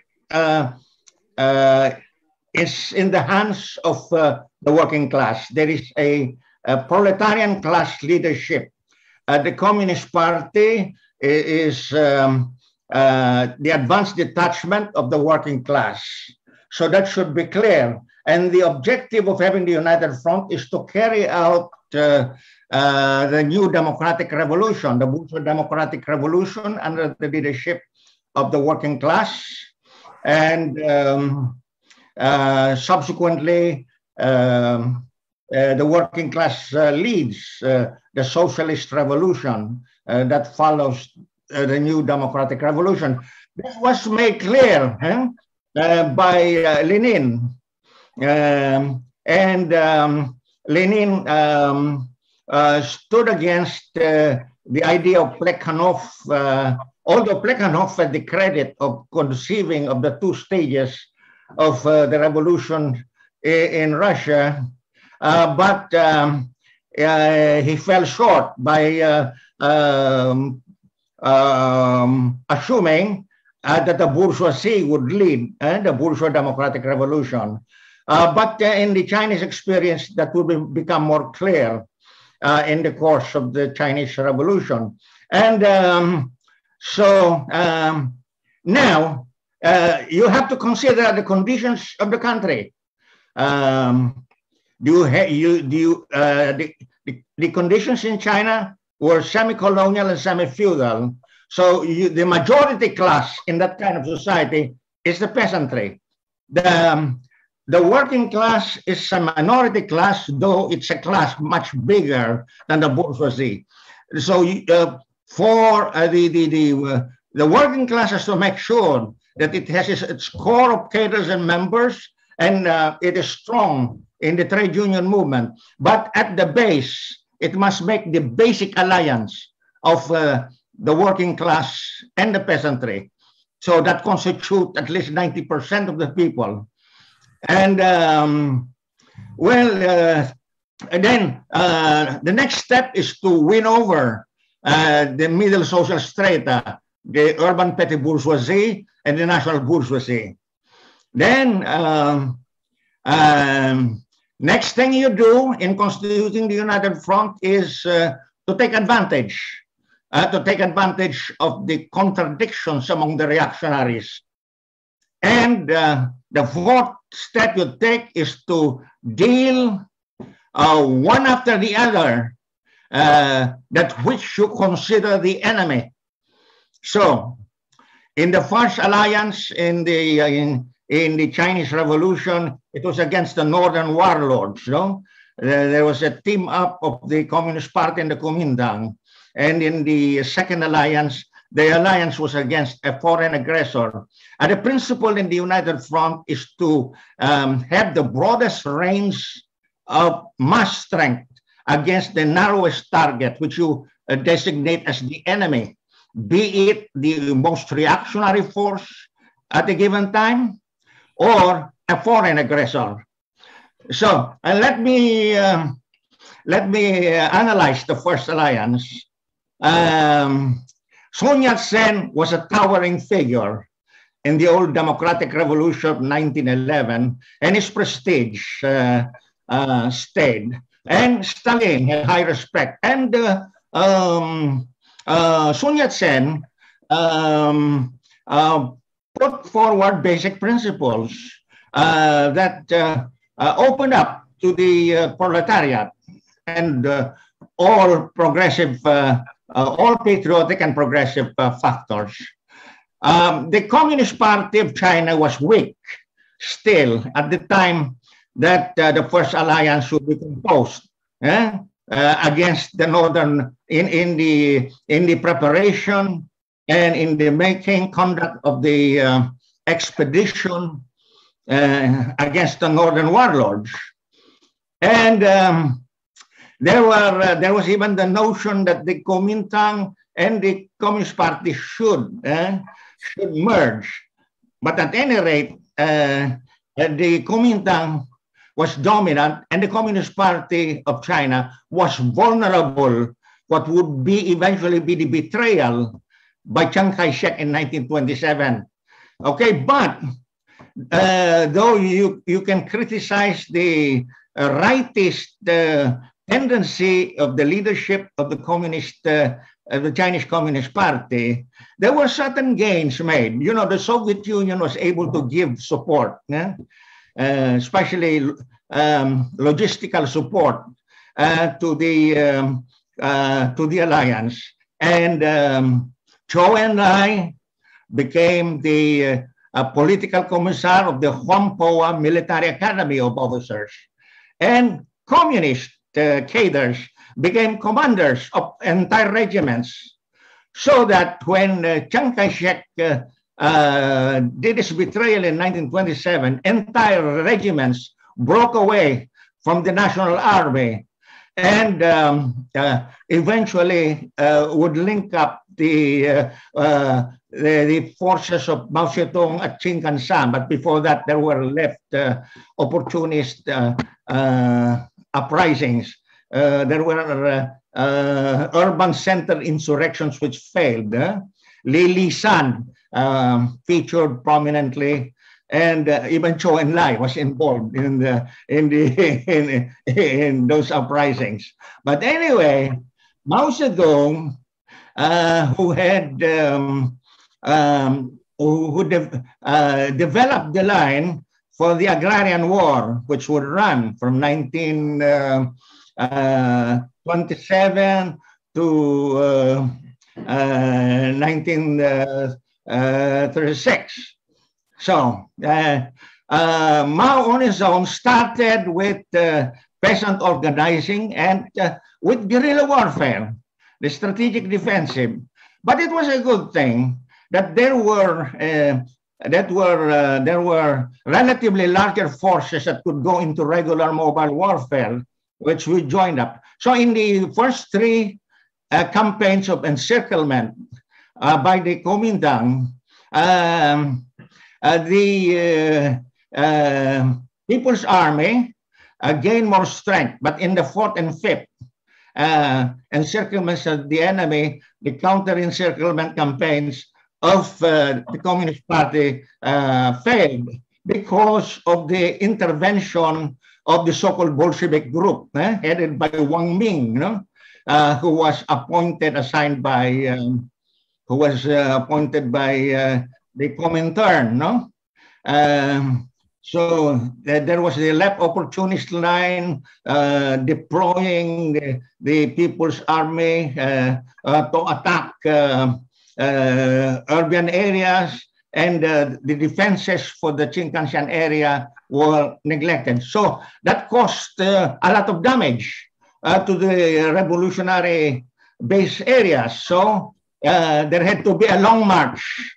And in the course of the Long March, 1935, at the Bandung Conference, the leadership of Mao Zedong, the line and leadership of Mao Zedong would be recognized. So the Long March would reach Yan'an exactly at the time. At Yan'an, Mao attended to ideological and political consolidation. Then the threat of Japanese aggression became clear by 1936, later part of 1936, and 1937, Japan attacked. And again, the Soviet Union, and under the leadership of Stalin, encouraged a united front between the Communist Party and the Kuomintang. This would be the second alliance. And it was a good thing that the second alliance would occur, because that would relieve the Red Army of attacks from Chiang Kai-shek. And Chiang Kai-shek was arrested by his own generals at Xi'an. When he visited Xi'an, he was arrested, and he had to be and Zhou Enlai and the Communist Party of China had to intervene so that he would be released on the condition that he would support the alliance against Japan. So in the course of the second alliance, the Chinese Communist Party was in a stronger position than in the first alliance. Okay, it had its own base, it had its own revolutionary bases. It had a growing party. It had an army. So all the requisites for making a strong party as a result of the leadership of Mao Zedong. So by the time that the Japan was defeated within China and in the course of the World War II, the Chinese Communist Party and the Fourth Army, New Fourth Army, and the Eighth Route Army were strong. But you know, the Soviet Union got so many weapons from these Japanese. The Japanese surrendered weapons, and they gave the Soviet Union gave only a small fraction of the weapons surrendered by Japan. But anyway, the Chinese Communist Party had the organization to maximize whatever portion, 100,000 rifles. And then there was the attempt of the U.S. to arrange a peace negotiations, which would be to the advantage, whose objective was to give the Kuomintang the upper hand, and even the Soviet Union. Stalin was inclined not to let the Communist Party and the Red Army take over seize the whole of China. But exercising independence and self-reliance, the Chinese Communist Party was prepared against the civil war scheme of Chiang Kai-shek. So the civil war would break out. It would run from mainly 1947 to part of 1946 to 1949, the liberation. So you will, with my narrative of the two alliances, you can see what is the best to be done in the United Front. And of course, it's good. You know, the United Front is a way of reaching, arousing, organizing, and mobilizing people in their millions there are advantages to be gained within your own country. At the same time, it opens up possibilities. It opens up possibilities for international support to come in. The China had the advantage of being geographically close to the Soviet Union. That is an advantage that that communist part of the Philippines does not have.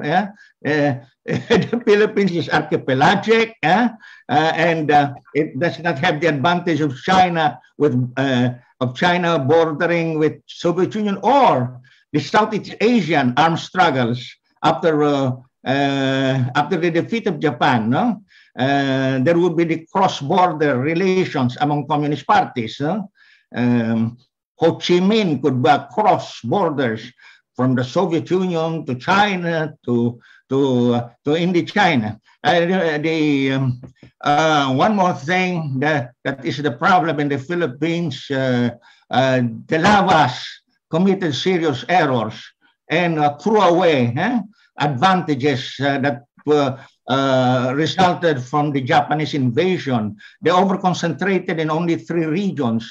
They were so selfish that they could not entertain proposals by other people from the Visayas and the Ilocos, that they organized their own armed resistance against the Japanese. So the USAFE had the upper hand in most parts of the country. And then there were errors in fighting Japan. So enough of my discussion about the United Front in China. I don't have to, if I go long into the Philippine experience, I will monopolize the discussion.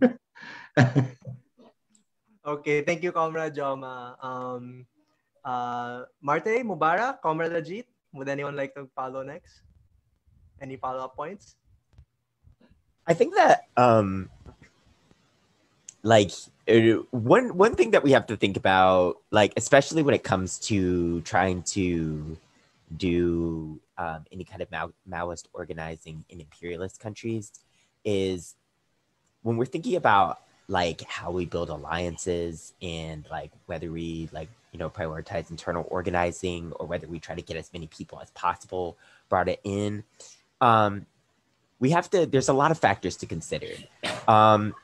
One, we have to understand that in imperialist countries, like we have the problem of the labor aristocracy. Lenin's theory of the labor aristocracy is still very much relevant. And we're going to have to figure out a way to kind of subvert that and go to like the real, like deepest levels of the masses.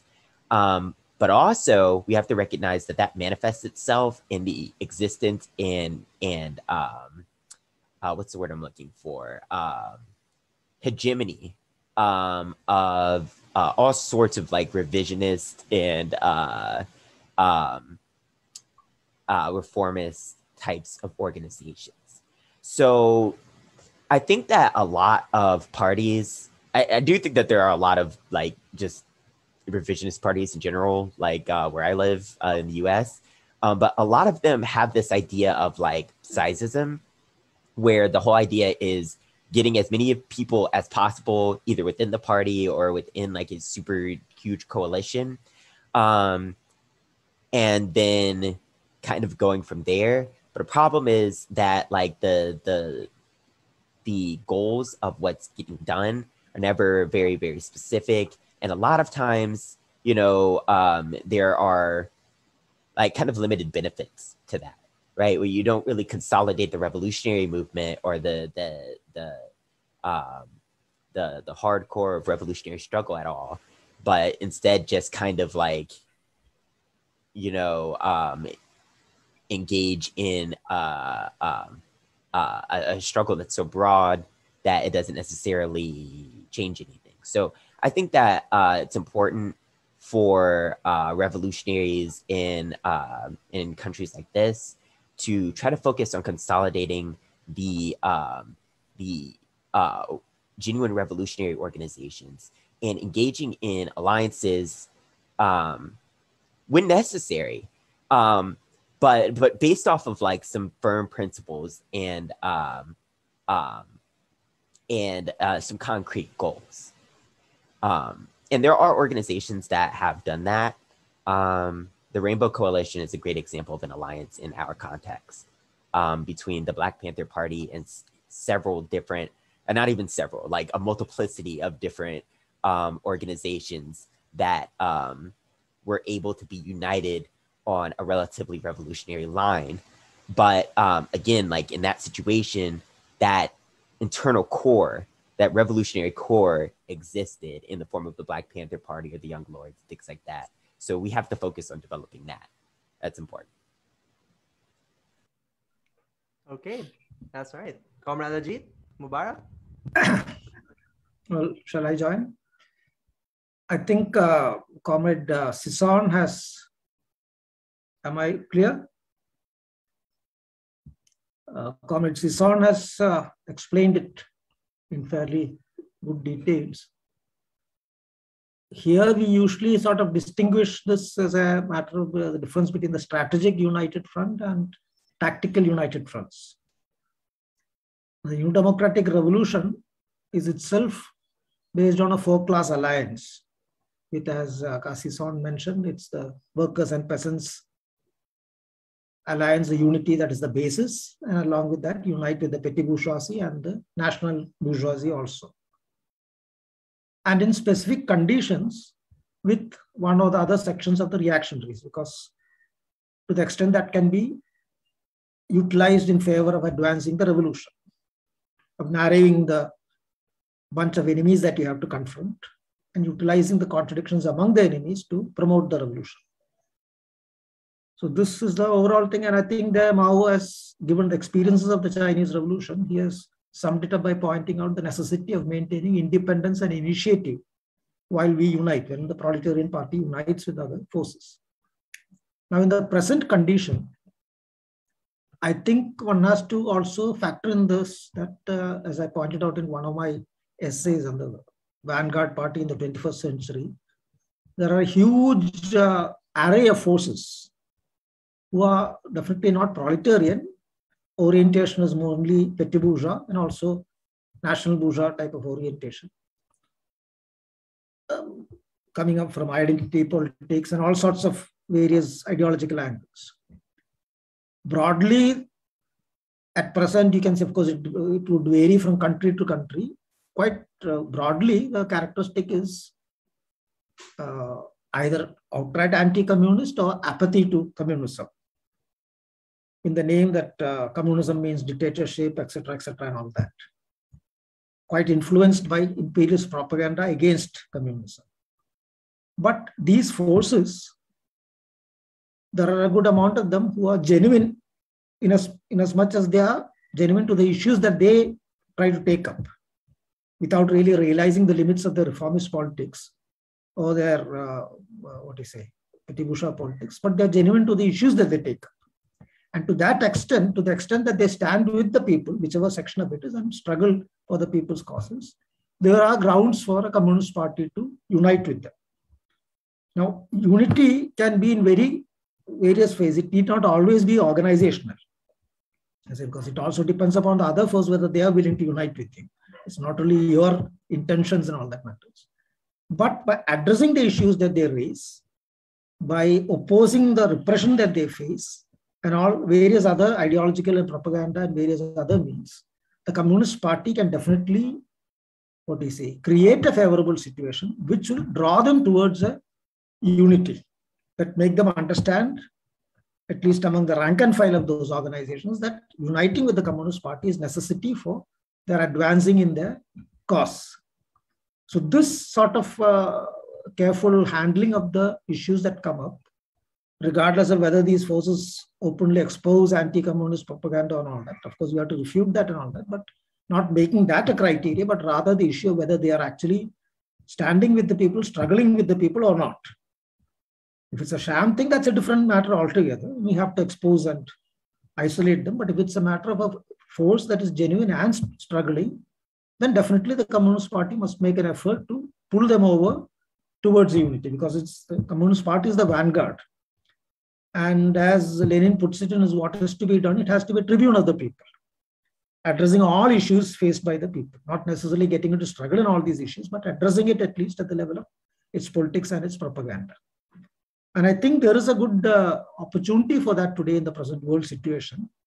There is a big gap there, in fact, that the Communist Party, because the general overall the Maoist movement is weak at the world level, except for a few countries where it is quite strong and developing and leading the struggle, armed struggle. Broadly speaking, it is fairly weak, small forces, and therefore that vacuum is being utilized by a lot of anti-people forces to further confuse the situation and sort of muddy up the whole atmosphere.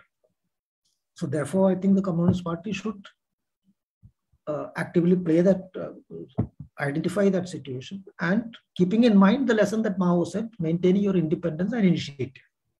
Definitely not uniting with everybody for the sake of making showing up numbers, so to say, that we have united with so many forces and we're a broad alliance and all these things.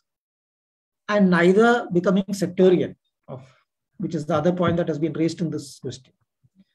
Now, the relation between United Front activity and party building, I think it's very clear, because that is one of the magic weapons that Mao speaks about.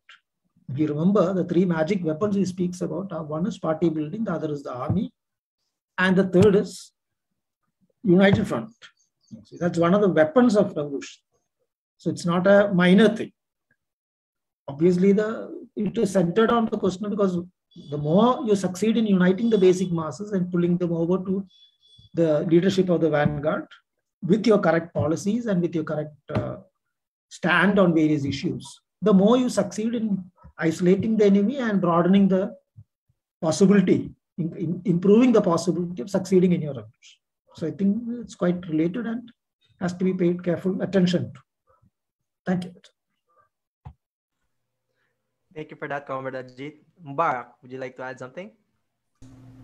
Just as a quick note, just to kind of build off of what everybody has or generally been saying, at least a tendency that I've noticed, particularly in imperialist countries, is, and I think Marte kind of touched on this a little bit too, is people wanting to jump into doing United Front work before even doing like the fundamental mass work that has to go into like building your own party or movement.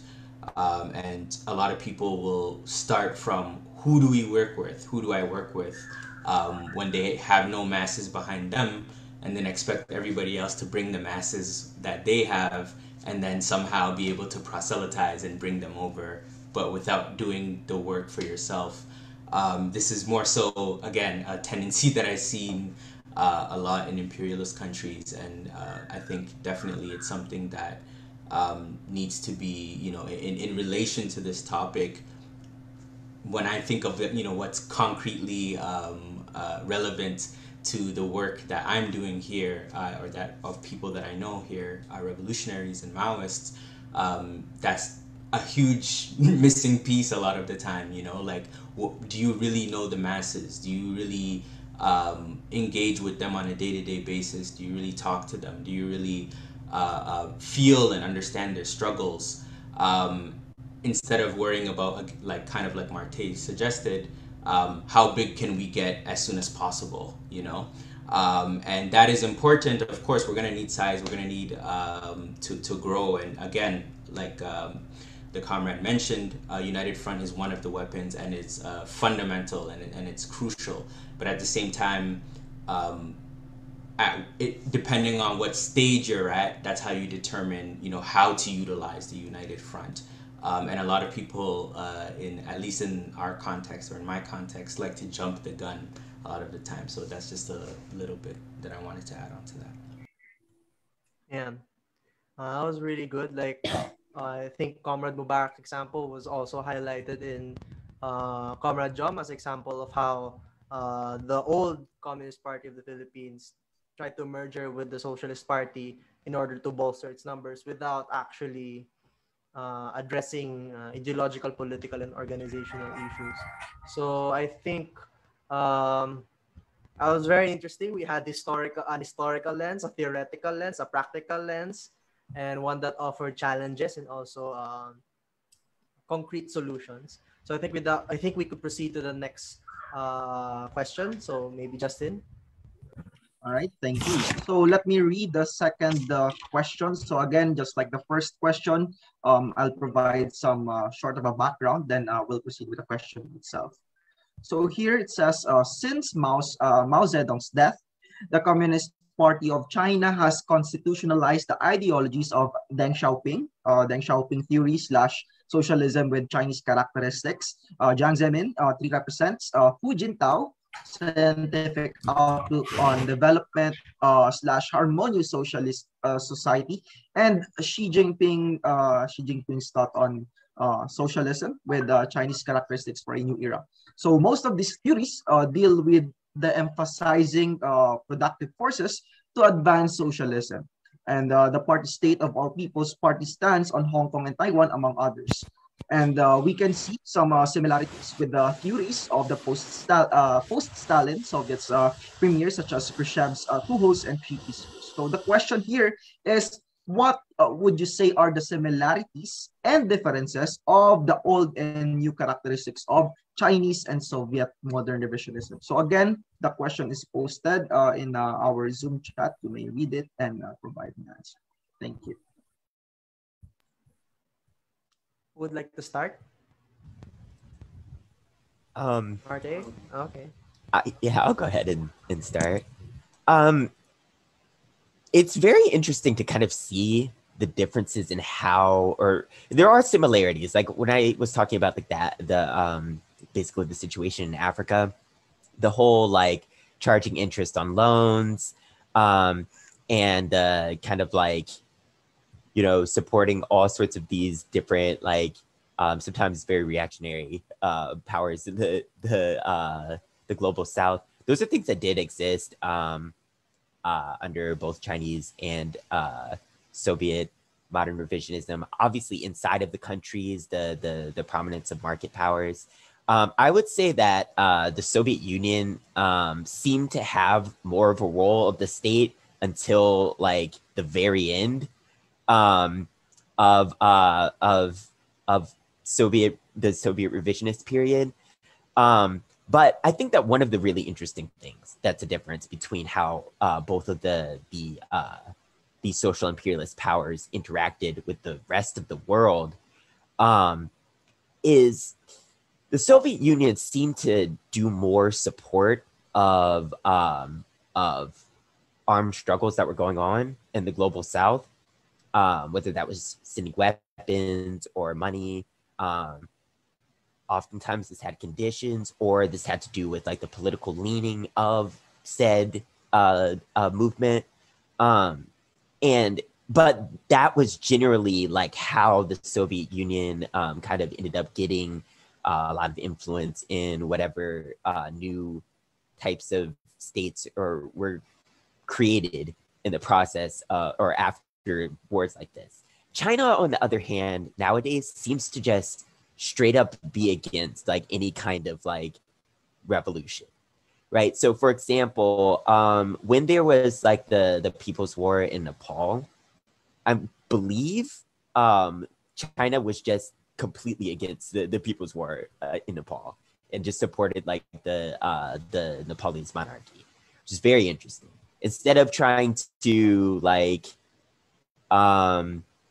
for lack of a better term, kind of like groom the struggle, you know what I'm saying, and try to, you know, offer conditional support or something like that. Instead, they just were for the monarchy.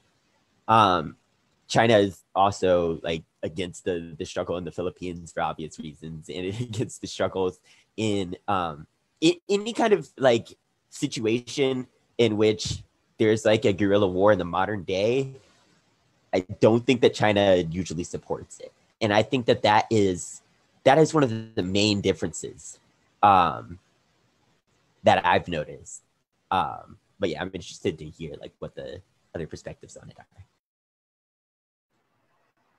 Mubarak, Comrade Ajit, Comrade Joma, would you like to follow up on that? Other perspectives? Well, I'll just add some factual information. So far as the Chinese government is concerned, They were against the People's War in Nepal when the party leading it was consistently Maoist.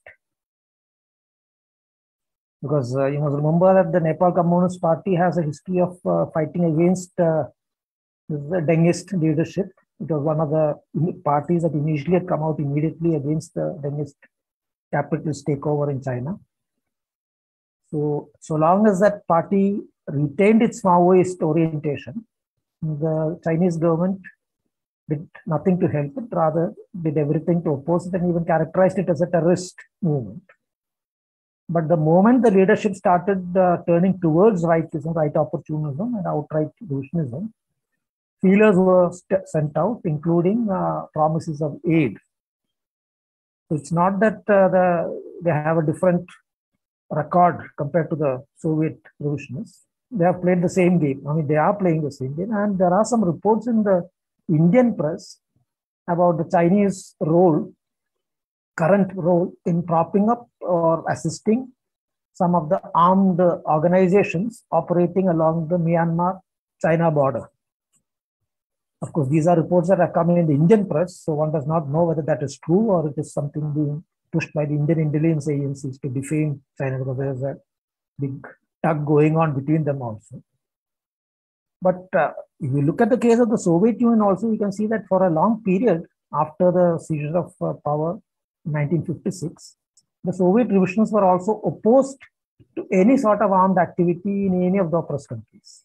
They did not assist it, rather they were actively opposing it, because that was the time of the three peacefuls theory of Khrushchev, peaceful collaboration, peaceful coexistence and all that. This continued even during the early détente period, I believe in the early 1970s, where the Soviet Union had almost come on par with America. And it was only when, in the next stage, when the Soviet revolutionists, Soviet Union having transformed into a social imperialist country, and the Soviet revisionist leadership concluding that it was now the time to aggressively push forward, because America is in a weakened situation because of the Vietnam War and all that. And then they started actively promoting various organizations involved in armed struggle, giving them arms, etc., to make them puppets of Soviet imperialism's expansionist plans, various continents, Africa, other parts of the world also. Interestingly, you can see that, for example, here in India, the bookstores of the Revolutionist Party, CPI and CPM, though the CPM was not totally identified with the Soviet Union, it was basically a pro-Soviet Union party. The bookstores of these parties never carried Che Guevara's books. It was an absolute ban on carrying anything on Che Guevara. Mao, of course, was not there, no doubt. Even Che Guevara was absolutely out of the bookshelf. And it is only in the mid-70s that Che Guevara started returning to these bookstores. So now they had the necessity of propping up Che Guevara as the icon of armed struggle and all these things, because they wanted to misguide the youth and take them away from the proper Maoist, correct Maoist path. So this sort of tactics of imperialism, social imperialism, one can see in the past also it has taken place, in the present also. And I think one important thing that was touched upon by Comrade Marty, this role of the state. Actually, the state is even now dominant in China. It's not that it has become less dominant. In fact, it controls most of the economy. But the difference compared to the Soviet Union, I think Soviet imperialism, is that the larger role given to the private monopoly capitalists. This is different. We didn't have that in the Soviet Union. But in China, you see, like, for example, like this Alibaba group and various other groups. And there are a large section of the private sector monopoly capital which is tied up to the party as relatives and all that. That's another part of it. And another thing is that the Chinese revolutionists have allowed these private capitalists membership in the party, which again is a difference compared to Soviet. I think so. The lesson that they took from the Soviet debacle, the fall of the Soviet imperialists, is that we have to allow these forces to come up and then see that they don't go out of our embrace, sort of control. So bring them into the party and keep them inside the Communist Party itself. So what to call the Communist Party? I mean, I think that's the only party in the world where you have a Communist Party which allows membership to a capitalist. per se. I mean, people coming from that class becoming communist knowledge is a different matter. It's been there from the very beginning itself. But whereas a capitalist, you can become a member of a party, communist party. I think that's the only unique case in the whole world. So that's what actually is this contribution of what is it, socialism with the Dengs or Lees or whoever's characteristics is. That is the essence of it. That's it. Okay. Mubarak, Comrade Jama?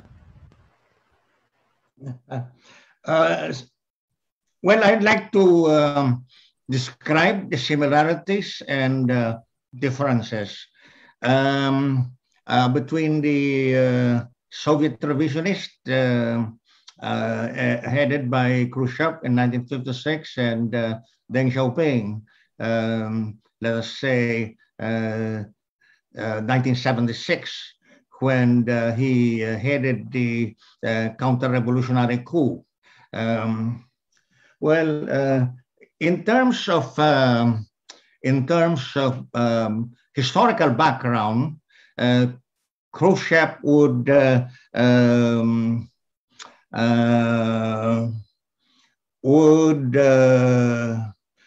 try to use as the prime example, the paradigm, so to say, the new economic policy, and even Bukharin's proposal to prolong the new economic policy, no? And then in terms of the political offense against the proletariat, Khrushchev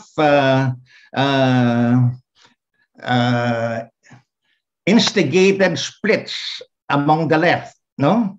So he split Voroshilov, Malenkov, and other leaders, Soviet leaders. So he was able to put himself forward by splitting the left, so he would be able to take the initiative. And of course, the main thing that Khrushchev did was to breach the socialist system, to fragmentize the socialist system. So he decentralized the economic ministries. He introduced factory egoism, introducing the principle that specific enterprises are responsible for their cost and profit accounting, and managers were given hire and fire power. And then he autonomized the collectives, separated them from the machine tractor stations. You know, the machine tractor stations were the command post of the proletariat. And so he enhanced the autonomy of the agricultural, the members of the collectives, and members were even allowed to expand their private plots at the expense of the collectives. And then in the interstices of the private plots and the collectives, the kulaks would reemerge as merchants. They were praised for bringing vegetables so fast to the urban areas, more efficient than the socialist system of distribution and so on, that sort of thing. Khrushchev had the role of breaking up the socialist economic system. In the case, but he was doing this in the name of laying the material and cultural foundation of communism in a period of 10 years. But then, anyway, within that period, he would be overthrown, no, by Brezhnev, because there were so many problems, serious economic problems would arise. And Brezhnev re-centralized what Khrushchev decentralized. and especially because he would like to strengthen the system of social imperialism. He would like to make sure that there were funds for the central departments, and then he would have funds, resources for the arms race. He was provoked, and he plunged into the arms race with the US as the other superpower. Now, in the case of China, some people might say that Deng Xiaoping was able to change things so fast in China, but you must consider this. This involves some concurrence with the Soviet revision experience, especially during the time of Khrushchev. And you must also consider that there are differences because of the particular conditions in China. But anyway, I think emphatically you can see that it was during the time of Khrushchev, the 1950s, when China sent so many students and worker trainees to the Soviet Union. They were influenced by Khrushchevite revisionism. And then you have at the same time those with rightist and revisionist tendencies, because they come from the, they have petty bourgeois tails, not yet entirely cut off, and they have developed their bourgeois idea, especially because something like the new economic policy was undertaken in China. That was the period of the basic socialization of the economy.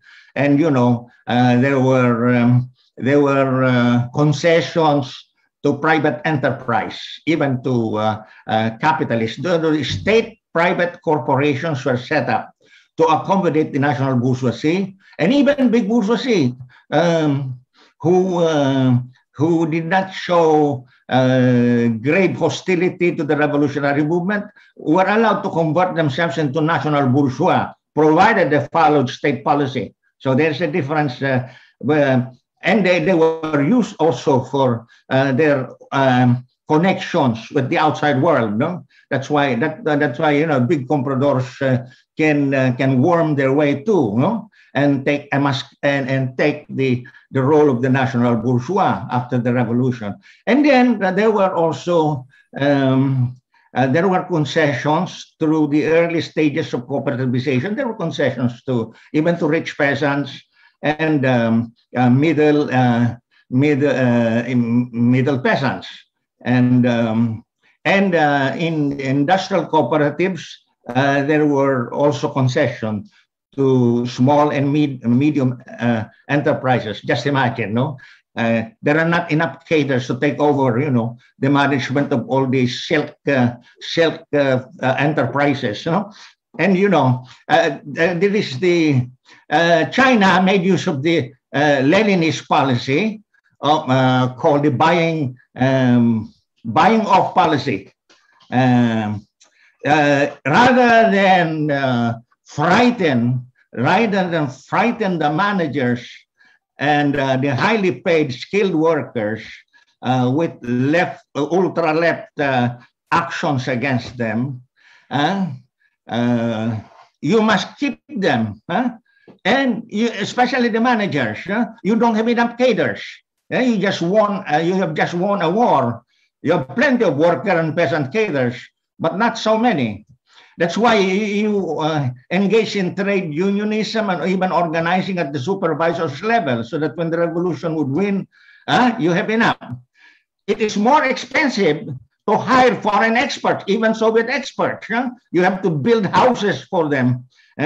So it's better to keep your own people instead of driving them to take the boats and flee the Philippines. And also in the state, you have to keep the competence in administration and the ordinary employees. You kick out only the diehard reactionaries among the bureaucrats. You don't have, there are not enough communists to replace all those people. So those are what you call transition measures in building socialism. So, but then, you know, these transition measures would be idealized by the rightists and the revisionists. I think that's the best thing. And then leaders in the movement who come from the petty bourgeoisie and other classes who don't really, who have not really remolded themselves, developed themselves into proletarian revolutionary creators, would be tempted. So, you know, Stalin had a much longer time in pursuing socialist, in pursuing socialist construction, building the industry and carrying out the collectivization and mechanization of agriculture. He had more time. That's you can mark 1927 to, let us say, the outbreak of the war. So that's about 10 years. That's the first time. Mao had shorter time. You know, when after the basic socialization of the economy, when the great leap forward was to be made and advanced socialist industry and the commune, this is what called the walking on two legs. You know? There were those who opposed the line of Mao. The worst was Peng Dehuai, who said, the great leap forward is a rush of the blood to the brain of Mao. Huh? He was arrogant, no?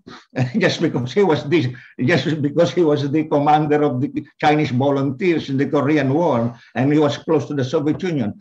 But there were those who opposed Mao, but in a tactful way, and so they did not stand out. Even Zhou Enlai and Chen Yun were together in opposing the basic line, but eventually they would follow the line, and then the most to dare to oppose the line would be Liu Shaoqi. He was the most open in you know, in retaining for the bourgeoisie, you know, the right to dividends.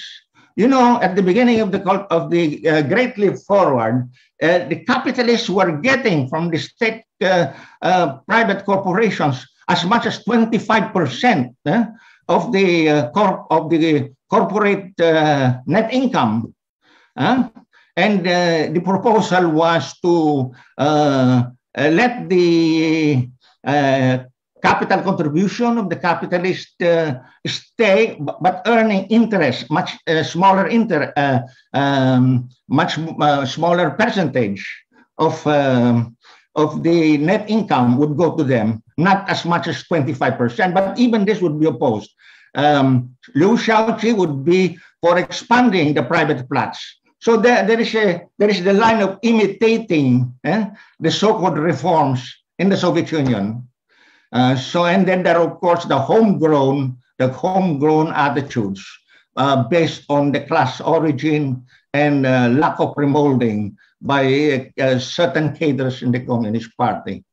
So, and then, you know, the Great Leap Forward was a huge success. If not for the Great Leap Forward, China would have not developed its industry, its industrial foundation, and the commune system, and would have succumbed to the imperialist blockade, and the Soviet abandonment of hundreds of contracts, and the natural calamities. So Mao was being insulted as by propagandists, no? The department, propaganda department under Liu Shaoqi, and you know, Deng is a clever person, no? Deng was even had a hand in the, you know, in the preparation of the book, the polemics against Soviet revisionism. He's quite an efficient one, and Mao had a fondness for him because in 19, and Deng Xiaoping could not attack Mao completely, even up to his deathbed, because when he was accused of being a deep penetration agent by Wang Ming in 1932, Mao defended him, and then Deng Xiaoping said that he was saved by Mao 3 times, or at least 2 times, no? He was not sent to prison, but to Jiangxi during the Cultural Revolution, and Mao even assigned someone to take care of him, to look after his safety. Because, he was an efficiency man, no? And, anyway, so much for the anecdotes. But there were those who openly attacked Mao on the line of the Great Leap Forward. So when the bumper crops came in 1962, that was an important event, because the Great Leap Forward was being attacked as responsible for famine and so on. The Western press and the internal critics of Mao harped on that, no? So Mao made a counteroffensive. He launched this socialist education movement from 1963 to 65, but it was sabotaged. No? The book of Liu Shaoqi on self-cultivation, on how to be a good communist, was multiplied more than the selected readings of Mao Zedong. The attacks continued, and then the rightists used to say, "Oh, China now has initial prosperity, so let the people enjoy, and we can have more prosperity if the market is enlivened some more. Give concessions to the peddlers, to the street peddlers and the small enterprises." That's their way of attacking the socialist line. So it became necessary to launch the Cultural Revolution in 1966. And the biggest capitalist rulers were overthrown, Liu Shaoqi and Deng Xiaoping. So now, you would think that changes were so big and so drastic in 1975. You have to consider how things developed.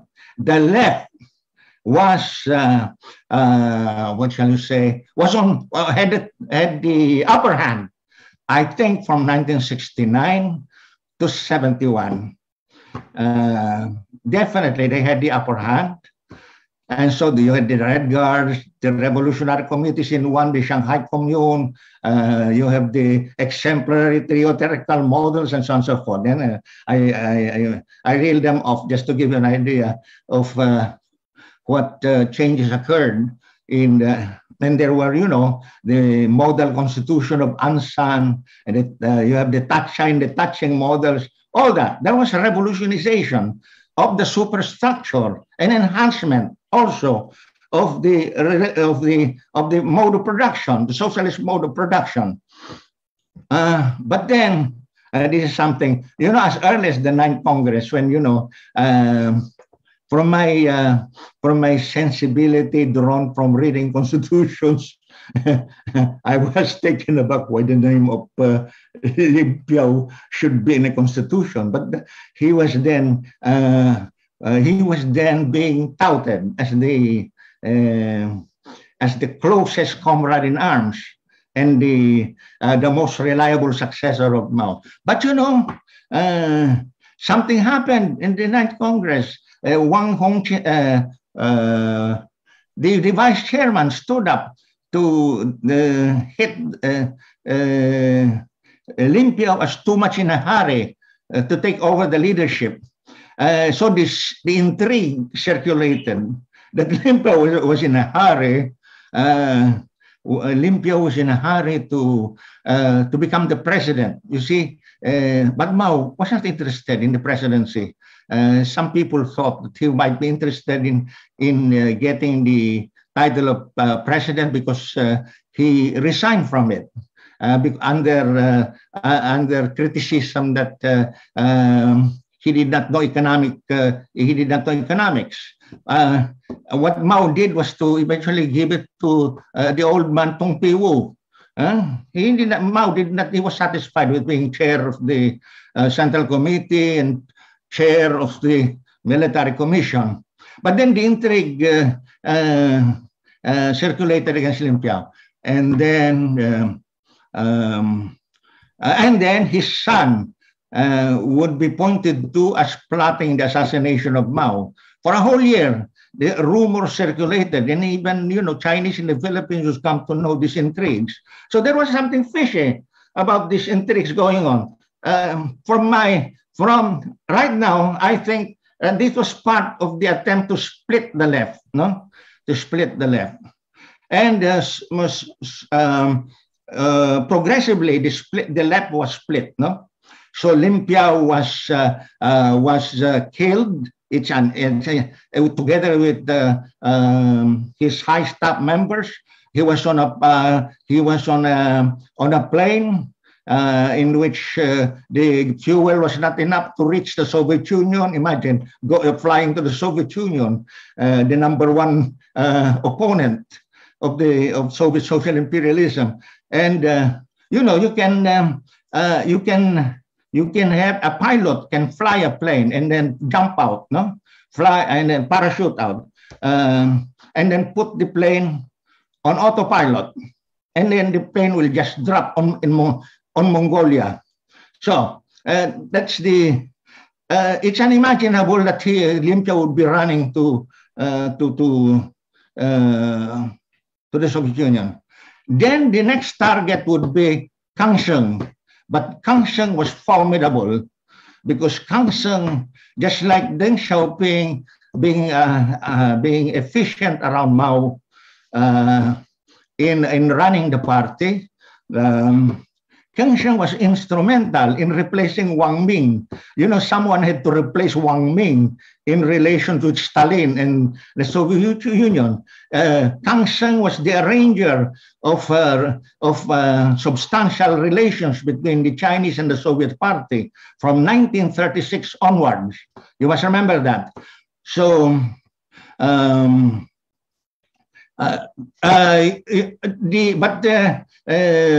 Kangsheng could not be destroyed by the rightists. He could be only attacked. He could only be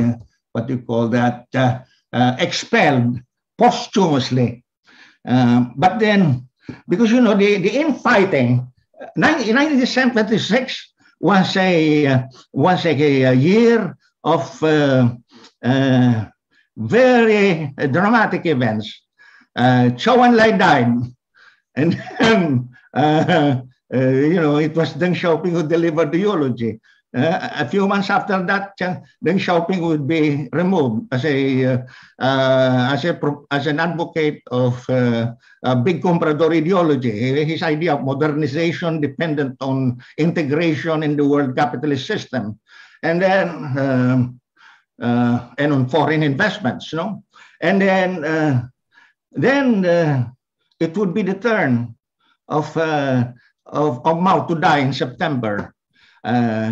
Remember, Huang Hofeng delivered the eulogy and denounced and praised the great proletarian cultural revolution and denounced Liu Shaoqi, Lim Piao, and Deng Xiaoping.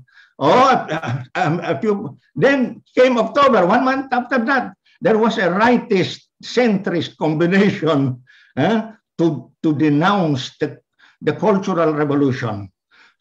Some people think that it was Mao who formally appointed Huang Hofeng, but Huang Hofeng was essentially close to the Chou Enlai group.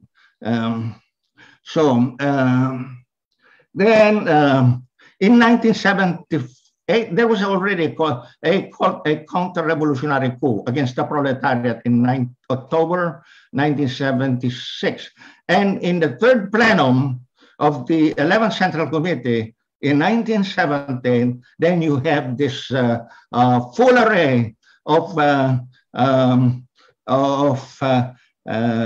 measures to restore capitalism. The communes were dismantled, the rural industries were privatized, the cadres were told you get kicked out or you become the owners of these industries. And industries, cooperatives at higher levels were also privatized. And then the big bourgeoisie was given the shopping place Santa Claus. War bonds already paid, redeemed before, were paid again so that the big bourgeoisie would have capital. And they were given access to the state banks so that they could, play games with the Singapore and Hong Kong building magnates, no? So that was the idea of enlivening the Chinese economy. That was readily conceded to the big bourgeoisie. And why were all these possible? All of these were possible because after the coup of October 1976, all those who supported the great proletarian cultural revolution were kicked out of the Chinese Communist Party. So the Chinese Communist Party became a bogus Communist Party from that point on. The proletariat took over, and you have outright bourgeoisie taking over, not just revisionist misled by Khrushchev or the bourgeois who think that the petty bourgeois who think that their bourgeois ideas are socialist or helpful to socialism. You don't have that sort. It was outright because you see, the class struggle was supposed to be the key link. Okay, at every phase of Chinese revolution, the class struggle is the key link. But then, under the theory of productive forces, modernization, and the four modernizations, and so on, in the name of opposing the Soviet Union, relations with the US must be developed, and so on. And, I was within hearing distance when, such intrigues as, of the rightists would circulate. Oh, the US has informed China that the Soviet Union consulted the US consulted the Soviet Union. What would be the Soviet Union consulted the US. What would be the reaction of the US if the Soviet Union would bomb Xinjiang nuclear facilities? There was such an intrigue. And Mao was supposed to have swallowed that too. So in other words, Mao, this is a good characteristic of Zhou Enlai. In every move he made, he consulted Mao. He did not show, since Chunyi Conference, he did not show any ambition to be number one or to replace Mao. That's why Mao always trusted him. So if Zhou Enlai would tell him, for the good of the People's Army, let's bring back, let's rehabilitate Deng Xiaoping. He's a good boy anyway. From he's better than Liu Shaoqi. So follow the party and so on and so forth. So that's how, and then it was really the work of Zhou Enlai to develop diplomatic relations, So, and he doesn't have to say, oh, diplomatic relations are superior to proletarian internationalist relations, And, but the more clever rightists and revisionists would use diplomacy as a counter to the class struggle. It's so clear in the thinking of Mao how you can have a peaceful coexistence as a diplomatic line, and at the same time, you have the line of proletarian internationalism. After this revisionist, after this capitalist rulers or capitalist restorationists in China took power, they started to they disengage themselves from the armed struggles in Southeast Asia, and they harp on peace and development and good relations with ASEAN and the US. So that's what you get from such counter-revolutionaries. Up to now, the Chinese Communist Party has relations with the goddamn party of Duterte, the PDP Laban, whereas it doesn't have any relation with the Communist Party of the Philippines. That's how, in a short way, you can determine what is the character of that bogus party. Okay.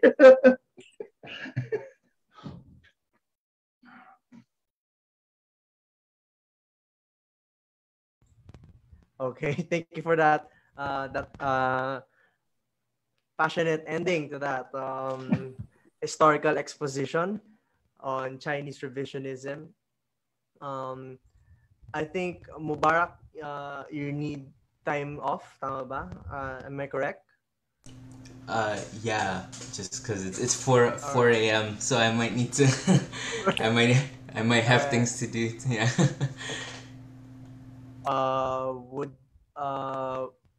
I think we do need to move on to awarding of certificates, but we do have questions.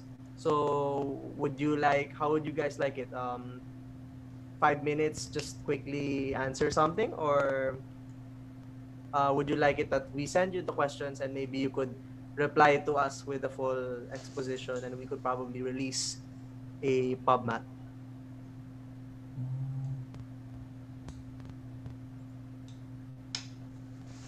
How would you guys like it? Both ways are okay with me. So, but it's 4 a.m. for them, so that's a different story altogether. Yeah, I mean, I guess either way is okay for me too. Okay. Maybe the 5 minutes, I guess. 5 minutes? Yeah. Comrade Marte, what would you think? I think that'd be okay if we just did the 5 minutes. Okay. Wait. Maybe we'll have a few short questions from the audience. This one is, I think it's really easy to answer in less than 20 seconds or so. The question is for everyone. It pertains to Cuba. The question goes as, what do you think of the U.S. embargo of Cuba, and would you be part of a solidarity action? I think that could be quickly answered by the panelists. So, Comrade Ajit, quick answer. Well, I mean, I think the answer to the first question is quite obvious. What would the stand of a communist be on an imperialist embargo of an oppressed nation? That's quite clear. And any nation that is being attacked by imperialism, one stands with that nation. That's quite clear. But that does not mean that one agrees or supports the state in Cuba. Because one has to keep in mind that though you have a Communist Party of Cuba as the ruling party there, it's far away from any sort of communism. It has been a sort of a neo-colonial relation with the Soviet imperialism for long. And after the collapse of Soviet imperialism, it has been in ties with various other imperialist powers, though not explicitly. And as far as the basic economy is concerned, it has never tried to break the shackles of imperialist production relations and build a self-reliant socialist economy.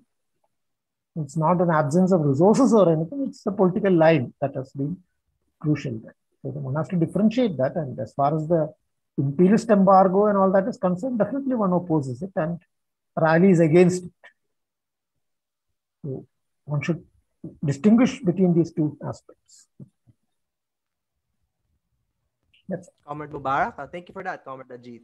Comrade Mubarak, would you like to add something to that? I would basically be repeating exactly what the comrade just said, but essentially, yeah.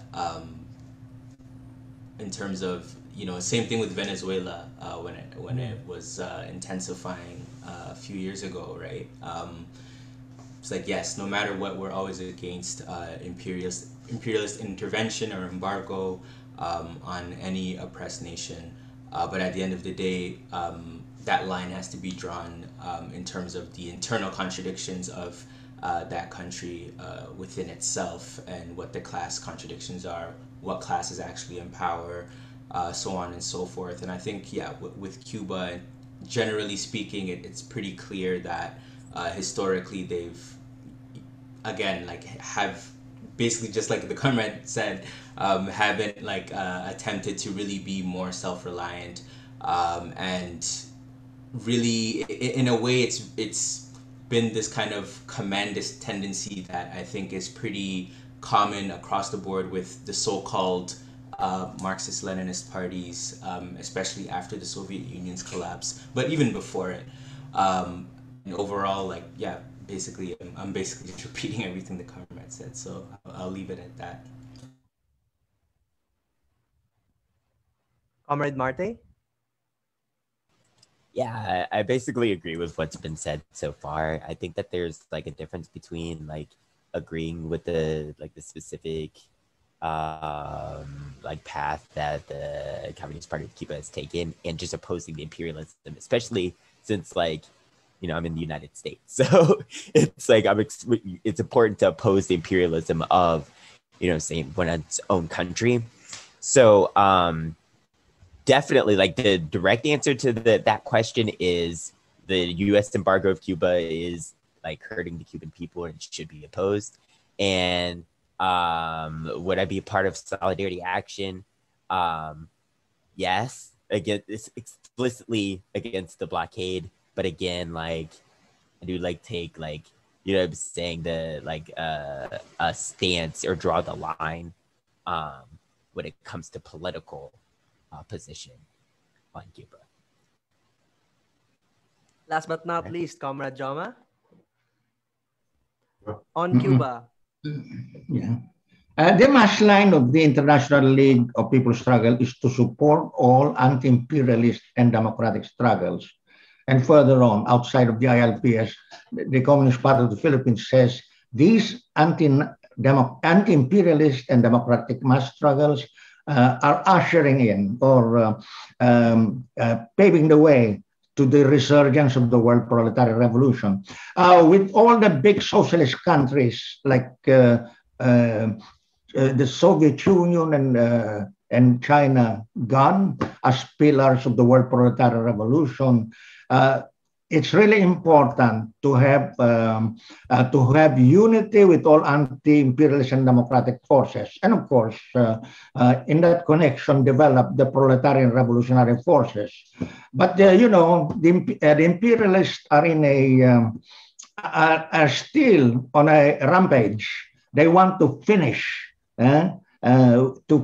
off all that remains of what would consider as the remnants of the previous wave of proletarian revolutions. So they cannot the traditional imperialist powers cannot tolerate DPRK and Cuba, and they try to ship much of the manufacturing by capitalist firms from China, foreign capitalist firms from China to Vietnam. You know, this is part of the U.S. move to undermine the Chinese economy in the course of their inter-imperialist contradictions. Now, and a special target is the Philippine revolutionary struggle. This is a revolutionary struggle that has persevered and has grown in strength self-reliantly. despite being in an archipelagic country. And the US thinks that Duterte can finish up. You see, Duterte is trying to serve two imperialist powers. The US, it's maintaining US overall dominance, and in exchange for the violent means to destroy the revolutionary movement. And at the same time, it deals with China, especially for personal advantages, cuts in contracts, and even down to the connivance with Chinese criminal syndicates involved in drug smuggling. So it's very important to develop and support all anti-imperialist and democratic struggles. And what remains of the old proletarian revolutions, those must be defended so that they do not get extirpated before the favorable conditions now so obvious. The conditions for the world proletarian revolution are now so obvious. Neoliberalism has gone bankrupt, no? So the imperialist reactionaries are resorting to fascism, and then even the epidemic has exposed how rotten the capitalist system is. So those that remain from the old round of revolution making are important as transition factors for the resurgence of the world proletarian revolution. I think pretty soon, we have observed the upsurges of mass struggles since a few years ago. This will intensify in the coming years. So good times are ahead for the proletarian revolutionaries and all anti-imperialist forces. All right. So we understand that, of course, because we are of different time zones,